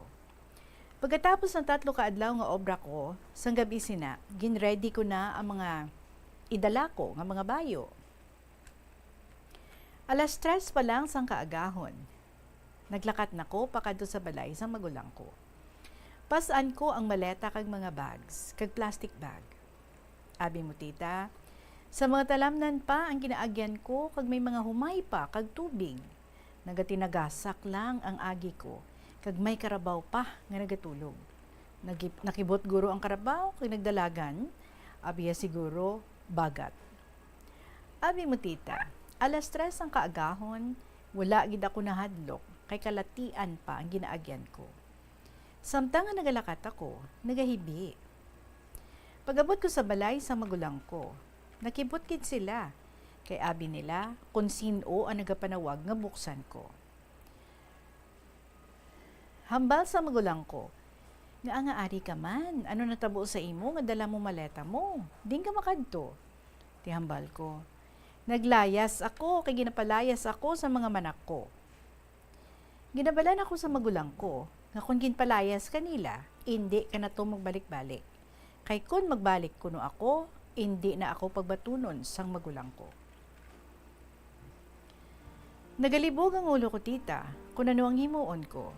Kay kung magbalik ako sa bana ko, hindi na ako pagbatunon sang magulang ko. Kung palayason nila ako liwat. Isa ka bes, nagpuli ako dito sa balay, kay nagpanguha ako sa mga gamit ko. Wala sang tawo ang balay, kay ginkuha nila si tatay nila, kagindala sa ilabalay. Pagabot ko, may trangka ang balay. Sa dalom lang ko sang balay nag-agi, kay may alagyan man sa dalom balay. Kaginpanguha ko ang mga gamit ko nga nabilin. Pagdason nga adlaw, damo na nga istorya nga nabatian ko, nga nagkaladula ko no ang mga pagkabutang nila.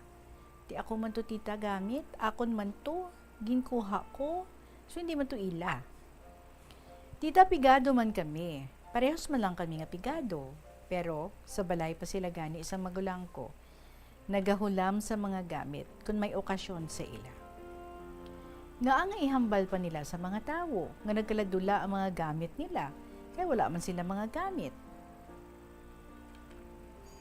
Tita, mamangkot lang ko, kung may puder pa ako magpuli sa amon balay, kay asawa man ako sang ila tatay, hindi kirida, kay ginkasal man kami. If that is the case, may puder kagin. So wala man kami nag-away sang bana ko, nga hindi ko kapuli. Kay kuno naglayas ko, hindi na ako kuno pwede kabalik sa ila. Ginpanguha ko man lang to ang mga gamit ko, kay ti akon man to binaklan. Hambal sa bata niya nga lalaki, kung makita ako kuno, basi ano pa matabo sa akon. Gipablatter ko sila tita, kay kung ano matabo sa akon, sila ang sukton ko. Kay tita, bisan wala na ko to, ginapahilabtan pa nila ako. Kay kuno damo ko utang, kay ginapamantener ko lang kuno si tatay nila, ginamos. Kay kuno ang kwarta ni tatay nila, ginakuha ko, kay ginabayad sa utang ko.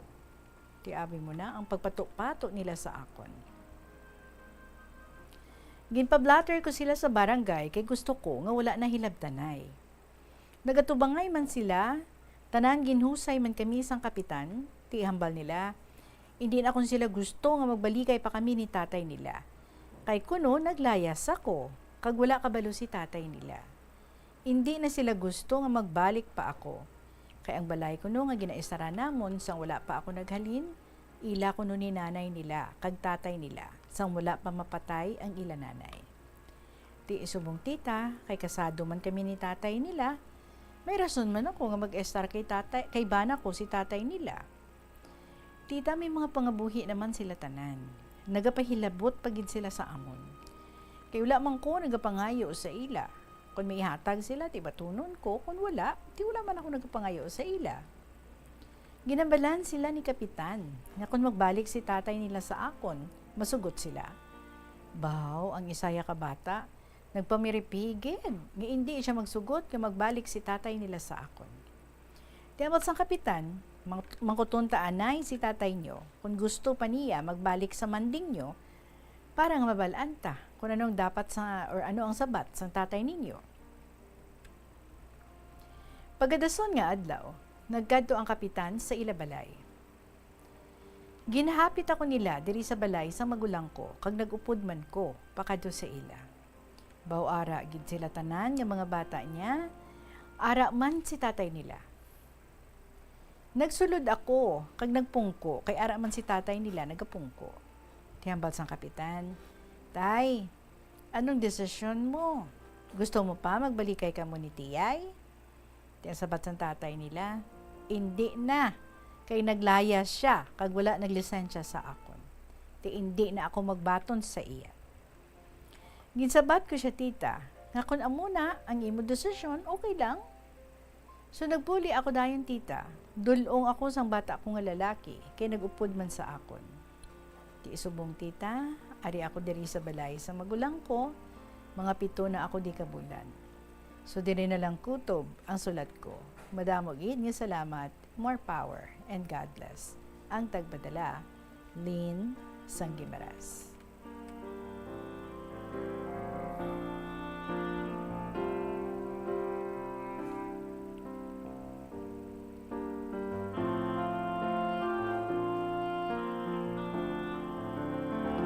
Lynn, salamat sa imong pag-share diri sa KLP. I feel sad nga amo na ang nadangtan ninyo nga duha kon sa diin, no?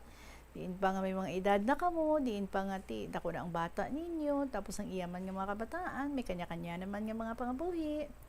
Sometimes wala, no, kadastig lang gid mag-react sa aton. That is why most often nagakadto sa hindi manami ang resulta sa aton nga pag-react. Hindi ta manigar, may pride man nga nagpangibabaw, hindi bala? I just hope, no, nga kamo sang bana mo, hindi kamo mangin komportable sa inyong sitwasyon subong, nga hindi na kamo magkaupod. I don't know, kung sincero gid man to siya, mugid man to ang luyag niya, or basi bala ko na nainit lang siya sa imo, sa amo to nga tiyempo, kay feeling niya, ginabandonar mo siya for 3 days, kaya ikaw mismo gahambal, diba? Before that, nagtrabaho ka pa ya. Pero wala ka nagpabalo sa imo husband. Di syempre, 88 na ang bana mo. So makabataan niya, concern lang man na sa iya nga welfare. Siguro nabalaan nila nga nag-isa na hanon dantong ilang tatay at 88. And so that's why siguro, no, nga basi nag-react man sila, so nakapangbuya sila sa mga tinaga. Tapos basi, no, nga gin-influence mo nila ilang father, nga bayin na lang na siya tay. Anyway, diri ka na lang sa amon, kay kami na lang ang matatap sa imo. So, dito sigurado, basi may mga amo sina, nga mga tinaga, nga mga napagwa, kag that's why, nga isang ipamangkutang imo nga husband, tinagabal siya nga hindi na siya kuno, magbalik sa imo, kay tigin bayaan mo siya, nga waay ka nagpabalo.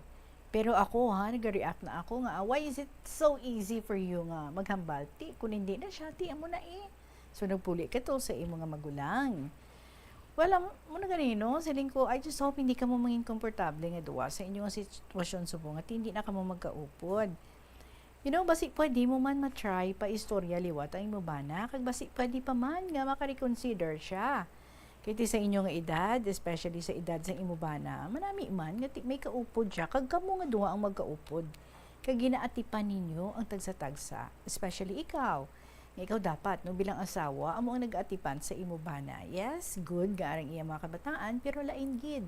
Nga ti ara ang iya nga asawa. So I believe ka mga duwa sang husband mo ang dapat ka magdesisyon parti sa inyo nga pag-upod, kag parti sa inyo nga relasyon.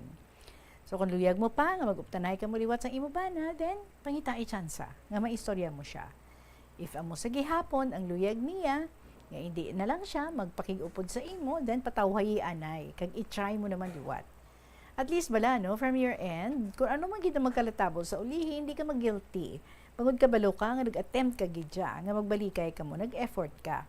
Nga magbalikay ka mo in how many times. And if ever, hindi nagidman siya magbaton sa imo, it doesn't mean, no, nga ti mag-stop ka man sa imo pag-ulikid sa iya. Because I believe, in so many ways, pwede mo gihapon, nga mapabatsyag sa iya, ang imo nga concern, ang imo nga pag-care, ang imo nga pagpalangga. It is up to him na lang, if i-appreciate niya ina or hindi. Ang importante pala, from your end, wala ka nagbiya, why ka nagpabaya?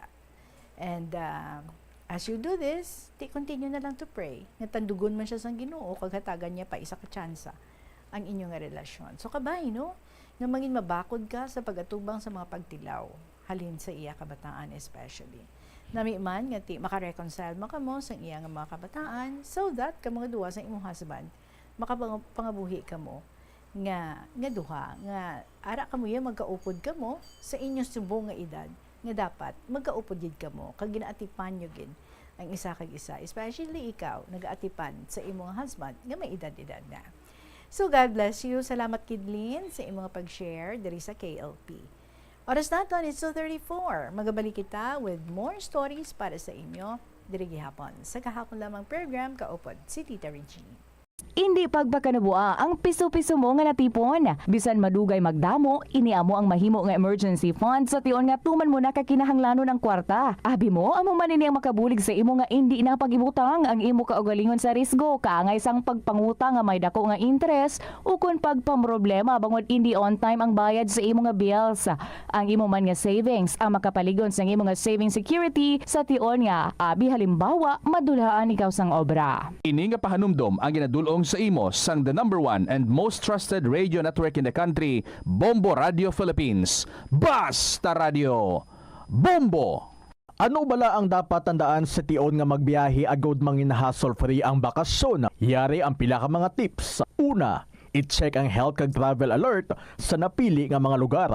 Ikaduwa, magpili isang safe nga accommodation. Mag-research ka magbasa sa mga reviews sa napili nga lugar antes mag-book. Ikatatlo, siguraduhon nga may nagagana nga mobile phone. Ang tanan nga mga upod agod mangin mahapos ang komunikasyon sa tion nga madula o kung kinahanglan nga magbulagay sa dalan. Be prepared in case of emergencies. Siguraduhon nga may backup nga emergency plan nga may medical reimbursement sa tion nga may maospital bangod sa aksidente. Ini nga pahanumdom ang ginadulong sa imo sang the #1 and most trusted radio network in the country, Bombo Radio Philippines. Basta Radio Bombo!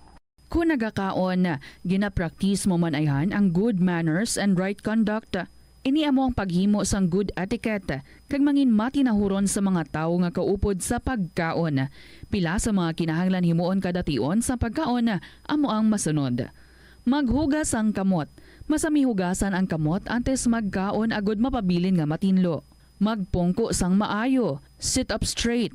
Bangod ini ang senyales sang respeto kag good posture. Hulaton ang iban antes magkaon. Maghulat sa iban nga kaupod sa lamesa antes magumpisa sa pagkaon. Ini ang nagapakita nga mayara ikaw sang konsiderasyon sa iban nga tawo. Insakto nga paggamit sa mga gamit sa pagkaon. Magamit sang insakto nga mga gamit sa pagkaon, butangan sang serving spoon ang kada pagkaon kag likawan ang paggahod samtang nagakaon. Mag-usap sang pagkaon nga wala nagahuni. Ini amo ang basic rule sang good table manners. Likawan ang pagwakal o kung pag-istorya samtang may pagkaon ang bibig. Hindi magsugpon sa istorya nga wala pa natapos. Hulaton nga matapos ang hambalanon sang imo upod sa lamesa antes magsabat. Maghambal sang excuse me kung luyag mo maghalin sa lamesa, mangin polite sa pag-excuse sang imo kaugalingon. Magpalihog kung may ginahingyo sa upod sa lamesa, masamigit nga magpalihog kag magpasalamat sa tawo. Sa aroma kag soothing feeling sa pag-inom sang tea, ang rason sang kadamaan nga paborito nga imnon ang tea.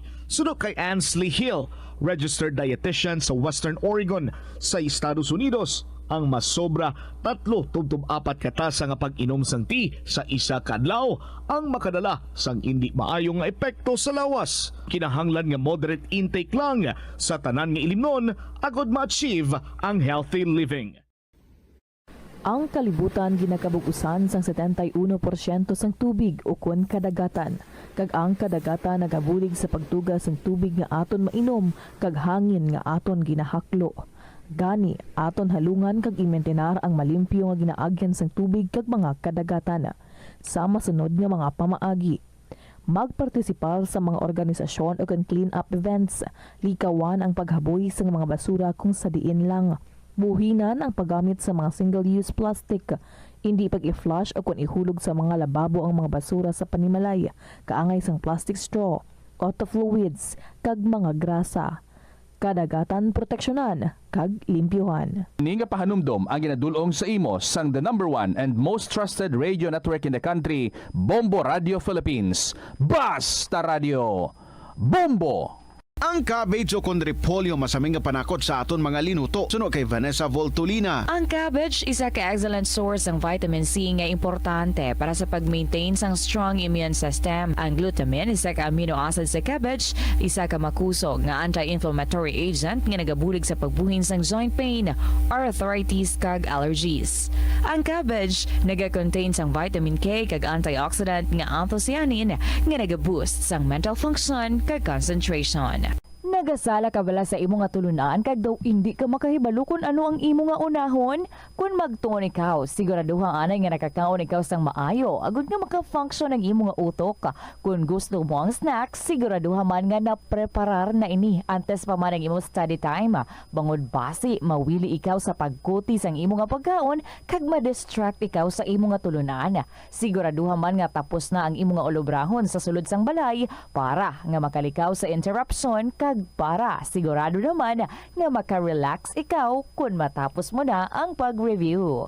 Ini nga pahanumdom ang ginadulong sa imo sang the #1 and most trusted radio network in the country, Bombo Radio Philippines. Basta Radio Bombo!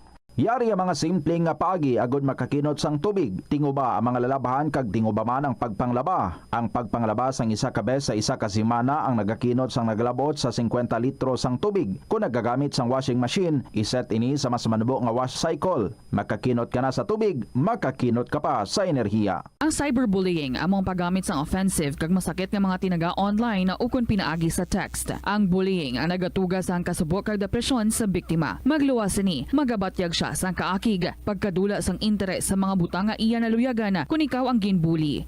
Una nga tika nga imo himuon, amo nga magpangayo sang bulig sa tawo nga imo masaligan. Paano ka bala makabulig nga mauntat na ang bullying? Simple lang, don't be a bully. Hindi mag-post online nga makahatag sang sakit sa balatyagon sa isa ka tawo. Yari ang mga epektibo nga pamaagi agud mapabilin nga safe ang pagkaon sa imo pamilya. Ipabili ng katinlo. Maghugas sa mga kamot bago mag-uyat sa pagkaon, kag masami nga himuon ini sa tiyon nga naghahanda ikaw sa pagkaon. Maghugas man sa mga kamot pagkatapos nga nagamit ikaw sa kasilyas. Hugasan kag tinluan sa maayo ang lamesa kag tanan nga mga kagamitan sa paghanda sa pagkaon. Siguraduhon man nga safe ang kusina kag pagkaon gikan sa mga insekto, mga peste kag iban pa nga mga sapat. Ini nga pahanumdom ang ginadulong sa imo sang the #1 and most trusted radio network in the country, Bombo Radio Philippines. Basta Radio Bombo! Kung ikaw ang nag-stay sa hotel, ang pag-practice ng good manners and right conduct ang importante man sa pagpasiguro nga manami ang imo experience kag ang experience ng iban nga tawo. Makitaan sa hotel ang staff, guest, kag management. Gani ang proper etiquette ang kinahanglanon agud ma-achieve ang harmonious environment. Mangin polite sa hotel staff. Tamyawa, sang hello, o kung good morning ang hotel staff. Ipakita na nagarespeto ikaw sa ila katungdanan kag trabaho. Magamit sang please kag thank you kung mayara ikaw nga request o kung hingyo sa ila. Kung nagsala sila sa imo gin request, magpabilin nga kalmado sa gihapon kag indi na magpangakig pa o kung mangin demanding. Kung ang hotel staff naghatag sang manami nga serbisyo, mas maayo kung maghatag sang tip bilang token of appreciation sang ilang hard work. Sundo ng check-in kag check-out times. Mangin mindful sang check-in kag check-out times sang hotel agud malikawan ang inconvenience sa staff kag iban pa nga guest. Sundon ang no smoking policy kag iban pa nga pulisa. May kaangtanan sa gahod, mga hinuptanan nga sapat o kon restricted areas. Mangin mahinalungon sa propiedad sang hotel. Respetuhon ang iban nga amenities kag likawan ang paguba o kon hindi maayo nga paggamit sang kwarto. Regulate ang gahod. Ilabi na sa hallways kag common areas, likawan ang magahod nga inistoryahanay. Paglagapok sang puwertahan o kun pagpatukar sang music nga makadisturbo sa iban nga guest. Maghatag sang maayo nga feedback kung mayara ikaw sa good experience sa hotel.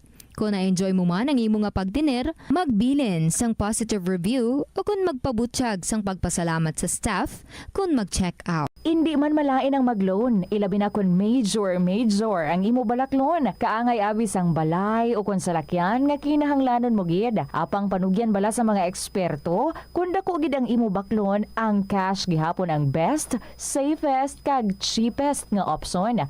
Kung cash ang imo gamiton, malikawan mo ang interest kag sampaw nga utang nga masami naga-require pa sang binulan o kung tinuig antes mo mabayaran. Apang paminsara nga kung ikaw may sinuptan sa bangko, mahimo pa ini makatipon sang interest nga mahimo mo bukadon sa tion sang purchase. Ini nga pahanumdom ang ginadulong sa imo sang the number 1 and most trusted radio network in the country, Bombo Radio Philippines. Basta Radio Bombo!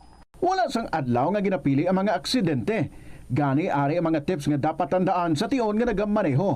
Una, regular nga i-check ang kondisyon sa salakyan, lakip diri ang tire pressure, bastante nga oil kag brake fluid, kag ang side mirror ang dapat nga yara sa insakto nga anggulo. Siguraduhon nga hugot pa ang mga breakers kag matinlo ang air filter. Ikaduha, mag-seatbelt apisar malapit lang ang katuan. Ikatatlo, mag-signal sa tion nga nagaliko. I-on ang signal light kung ikaw ang yara sa ginabanta 300 katapaka halin sa imo likuan. Ini nga pahanumdom ang ginadulong sa imo sang the number 1 and most trusted radio network in the country, Bombo Radio Philippines. Basta Radio Bombo! Ang kasubo kag depression ng 44 aton nga oras dinhi naman kita sa sulat ni Miss B sang 5th District. Hindi ya in B ha, kundi nga Miss B sang 5th District. Dear Tita Regine,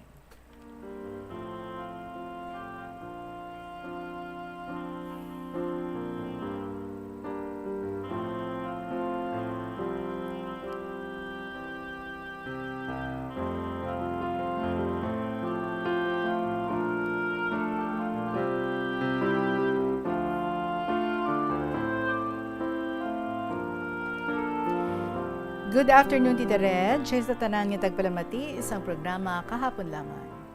Diya ko man i-share ang akong experience about love. I don't know kung puppy love or true love, pero paagi sang pag-antos ko nga naagyan sa Mindanao na amat-amat man mag-an ang masakit ko nga dughan. Tuig 2009, tapos graduation. Nagkadto ako sa magulang ko sa Uton. Nagtener ako pila ka bulan sa ila. Hasta nga nakakita obra diri sa syudad bilang tindera. Kag diri ko nakilala ang lalaki nga nagpapitik sang kasing-kasing ko pinaagi sa mga lahog kag tugpo-tugpo sa mga upod ko. Isa siya ka salesman, Tita Reg, kag 10 years ang agwat sang amon nga edad. Ako bago lang debu sa naghangpanay kami kag nahulog na gid ako sa iya. Sa nabalaan ko mismo sa iya nga may bata na siya kag kasado. Bulag sa asawa, Tita Reg. Kag bisan labag sa religion ko, tita, nadaogid ako. Nakilala ko naman ang pamilya niya. Sa nagapadayo namon nga relasyon, nabalaan sa ngamo ko kag nakita ko sa hulag niya nga akig siya sa akon. Nagsaligid ako nga hindi ko nila mapahalin tungod na batyagan ko nga happy sila sa abilidad ko sa obra. Sa lipot nga istorya, ginpahalin ako sang amo ko 1 year and 7 months ako sa ila. Rason nga permi ko ako kuno late. Tall, dark, and handsome abi ining salesman kag type niya kuno hambal sa mga upod ko. Type sang amo mo. So pag-abot ko sa balay, ara ang gapangita timbang halin sa Mindanao. Dito na kay nagsinugot na sa istorya. One day, nag-upod ako sa lugar ni salesman. Naghambal ang magulang niya, nga ako kuno, mabantay sa hinablos ni salesman. Sweldohan man kuno nila ako. Pero bisan pa, patay luyag ako sa iya sang una, Tita Reg. Ginisip ko ang ginhambal sa magulang ko, nga siling niya, mailog ka sa akon, nga may bata na ang pamanahon mo, kasado pa? Mamroblema ka gid pareho sa akon. Kag sa pihak sina tita, damo rason, kung nga hindi ako dapat mag-upod sa iya. Isa na nga hindi siya sa religion ko, pero nga hindi madali, nga bayaan siya. Gindulong niya ako sa terminal, papuli sa uton, hambal ko, may hambal ako sa imo. Siling niya, ano tuhaw? Nasakitan ako, kag nadugayan sa pagsabat. Hambal ko, mapamindanao ako. Sus, amo, mala nagali. Hambal niya, kag nagpaburhot lang sang motor, tita. Gintuman ko ang pag-encourage sa magulang ko nga maobra sa Mindanao kay isip ko, basi pabigat na ako sa pangabuhi nila. Bisan pabugat sa dughan ko, kay first time ko mapalayo sa pamilya ko. Hindi gusto si Papa nga malakat ako sa malayo, pero wala siya mahimo tungod na bakla na ako ticket, bilang panigurado. Tita Reg, hindi ko mahangpan na nabatsyag ko kung kalipay bala, kay first time ko makasakay sa barko. First time makita ang Mindanao, pero hindi ko sure kung kaya ko. Ang amo ni Suryahanay, nga dulong sang bata sa school, pag-abot ko dito, tita, 3 gali ka bata, iya, akon balantayan. Dugang pasang, luto. Kaya nga upod ko dito, nga gabantay sa hyper nga bata. Mahalin na, Tita Reg. Doon naghalin ang panimuot ko sa lawas ko, tita. Dugang pasang panglaba. Kay after 1 month, ginpahalin nila ang labandera. Kay kuno, ara naman ako.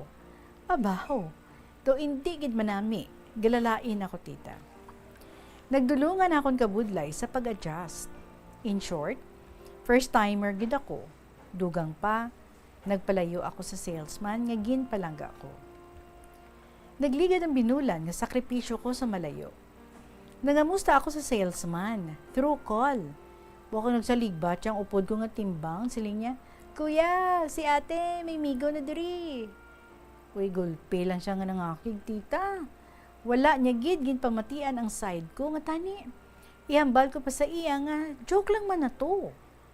Ginatawgan ko siya, pero wala na siya kunulabot kung ano pa i-explain ko. Sa pihak sang pangabudlay ko, kagkahidlaw sa pamilya ko, nadugangan pa, wala ko na siya na contact. Ginisip ko na lang, nga basi ginahulat niya man lang siguro at nga tion, para may rason siya nga mabulag. So grabe akong hilibion dito sa sulod CR. Ginsumbag ko ang pader. Nagpadayon ako sa mga obligasyon ko kada adlaw. May upod naman ako nga timbang, lalaki man halin sa uton, nagbalik sa ila pangamo. Ang akon obra adlaw-adlaw, pagbugtaw ko sa aga, luto, pakaon sa mga estudyante, dulong, hulat sa school, puli sa balay. Hampangon ang mga bata, bantayan gid, kay kami Japon ng basulon kung may matabo sa ila. Madigamo naman pag-abot sa hapon, pakauno ng bata, himuson, manibin. Okay lang tani tita kung gapala okoy man. Ang isa hyper, ang isa suplado, kag baby pa ang isa. Galakat ang oras nga sa ila amon atensyon, so delay ang panyapon, kag tulog ko. Tapos maghala pamurugso ang ama ko, kag gatambak pa ang hulugasan. May mga upod man ako nga Tibuli tribe tita. Pero mga isipan, at toho, pauna-una na sila tulog. Taw giniinsulto pa ako kay mga Obra nga hindi ko matapos, Tita Reg, ang ama ko ang gaobra. Sa matuod nga istorya, Tita adlaw-adlaw, nagapanglaba ako. Hindi pa matapos ang lubrahon, suguon ka naman maninda. Kabugat pa abi sa mga ginapabakal niya kay tingob sa 1 week. First timer, gasala utot ko. Excuse me. So, pinaka-worst nga experience sa ila, ang adlaw kung diin nga masimba ako, baw didto man na, nga suguon ako maninda. Pag-abot maluto, kay dapat, antes ko no ako maghalin, hitso na. Dito ako nga dugin hangkat nga magtimadlos sa ila tita. Gahulat lang ako sang tiyempo. One time, ginambalan ko ang bata nga hyper, samtang galakat kami pauli, hambal ko, ate wants to go home na. Uy, ginsugid niya kay ama. Abi ko gani, tita, wala na siya sa focus. Klase sang bata. So, ginsukmaan ako sang ama ko, tisabat ko sa iya. Hindi nang So, nagsupot na gid akong pasensya. Dugang pa, papa ni ama, do bala tita Reg. Aga pa isang banwa na bagubugtaw, ginapabati niya sa amon nga mga timbang ang gaugayo nga babae sa cellphone niya. Hala ako kapaturong sa mata sa iya kagahambal nga, aga payaga. Ka na dahaw, namian ka, kami wala. Tiga binastos ka aga pa. First time niya ko nakita naka-shorts, kaya naubusan ako long pants. Nakibot sila sa dentist niya, oh my God. Dito wala man lang ito sa akon. Nagsulod ko liwat sa amon kwarto. Nag-ilis long pants nga lago. Ito mano lang. Timing ang hyper nga bata, kag ang suplado, gin-transfer sa Jensen School. Iyagid ka mga halatagan special attention. Kaya dito sa dati nga school sang hyper, kaagi ba lang, dinuplaan niya iya teacher, ako gid ang nahuya. So muna, ginapasulod na lang ako sa room. Nakapoy na ako sang ulubrahon sa sulod balay. Tiganaan ko pagid puwersa ang hyper para sa school niya. Hay, dito sa Jensen, mas napaaga pagid akong bugtaw, kay lawig amon biyahe. Imbis itulog ko anay sa salakyan, ay ang nagtukar naman. Hambal niya, ma-short time ta. Tiwra ko kang tindi sang buot niya silingon, tita. Pero sa nabuo ko nga isip, kaminanyak naman siya. Nano kanong, hambal ko, naabot ka naman? Basi isugid tagid ka sa mga kabataan mo. So muna sabat ko sa iya, tita. Kag nanaog kami sa mga bata sa salakyan. Imbis matulog ako sa waiting area, nagsakay ako sa tricycle. Ano pulos ang bakba ko kung hindi ko inipagamiton. Kag paano ako makapuli sa Iloilo? First time sa lugar, nangamuyo ako, namangkot. Asa man diri ang ticketing outlet, ate, kuya? Gintudlo man nila sa akon. Daw si Piho lang ko tita mo. Doon nagmagan akong pamatsyag. Ginhawa ko ba katago sa ama ko sang tiket? Kay hambal nila, 1 month before, dapat may itigayo na ako sa ilang timbang. Why ko sila ginpati tita? Sa buot nga, mabalos ko sa ila para mabalaan nila kung ano kabudlay wala timbang. Naglisensya ako 10 days before sang akong flight. Damo pa pamangkot si ama. Kag ginalubag niya akong sabat. Hulaton ko lang kuno si amo. Tiyambal nila, nga bago ka lang naghambal, ang tawa, kamahal sa mga tickets, tag 1.7. Tititagin palantaw nila ang laptop sa akon, muna ang kasugdanan, balaan nga dapat, kung maka 1 year ako kuno, libre akong pamasahe, vice versa. Di kung hindi ako makalabot, ako gid ang magasto pamasahe ko. Di kay sobra ako 1 year. Dapat, ilagita ni obligasyon, magpaplete. Pero isip ko nga, magbalos, bala na nga ako magasto. Ginbakal ko ang ticket 6 months antes ang flight. Nakabarato ako. Dala ko nga kwarta 2K, akong ticket 1.7. Tiyambal ni ama, kamahal sa ticket, basta rush hour, tapos December pa. Wala ako lang sa bungog, ilakumod. Pag-abot ni amo, siniya nga mapuli ka. Lantawana, wala ka dayo nagambal, kamahal sa ticket, bisan sa barko. Sabat ko, may ticket na kuno. Shock gid sila tita. Ha? Palantaw abi. Pagkakita nila, ginsuyaan pagid ako. Di pa palpal pang amo niya. Haha.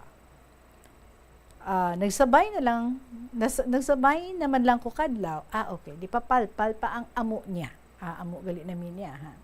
So sabay naman ako kadlaw, naisahan ko kamo, isip ko. Wala gid nagwa sa salakyan si ama, bisan advice ang mga himuon ko sa airport, wala gid. Daw tuyo pa nila sadto, nga malate ako sa flight. Ginhawas ko akong dala sa balay pa lang nila para ipa-check kay ama, gindantaw niya man lang.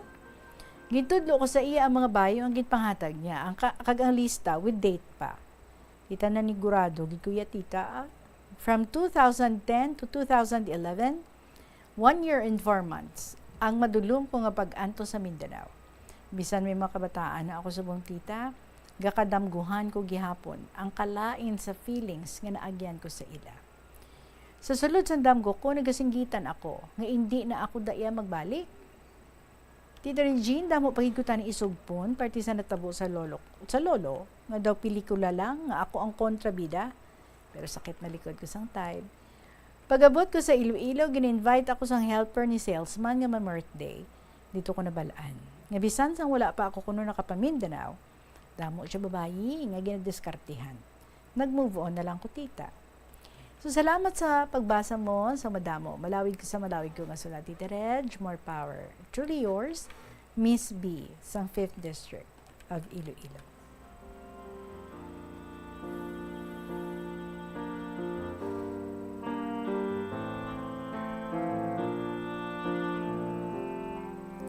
Sige na lang, no, Miss B, whatever it is, ng mga inagyan mo dito sa malayo, dito sa may Mindanao, take it as an experience and bring home the lessons nga imo nga na-earn dito out of your experience dito sa lugar nga ato. Mayuman nga nakapuli na ikaw diri, kaglapit ka na sa imo nga family. Salamat gid sa imo gin-share sa amon sa sininga hapon. Kamo dira mga kabombo sa mga istorya nyo man. Feel free anytime na mag-email sa bombo_iloilo@bomboradio.info or pwede isulatan niyo mga kasaysayan ipadala sa kahapon lamang program DYFM, Bombo Radio Iloilo, Sky City Tower, Mapa Street, Iloilo City. Exactly 3 o'clock, magkasunod na ang mga paborito niyo mga drama sa hapon diri sa Bombo Radio Iloilo. Tuyang Ermitanya pagkatapos ang KLP, pagasundan sa Provincial Jail, kag sang Dear Diary. Balikay kita boss, madamo gin salamat sa inyong tanan. Sa gihapon, ini inyo alagad si Tita Regine para sa kahapon lamang program. See you again tomorrow. Good afternoon and God bless.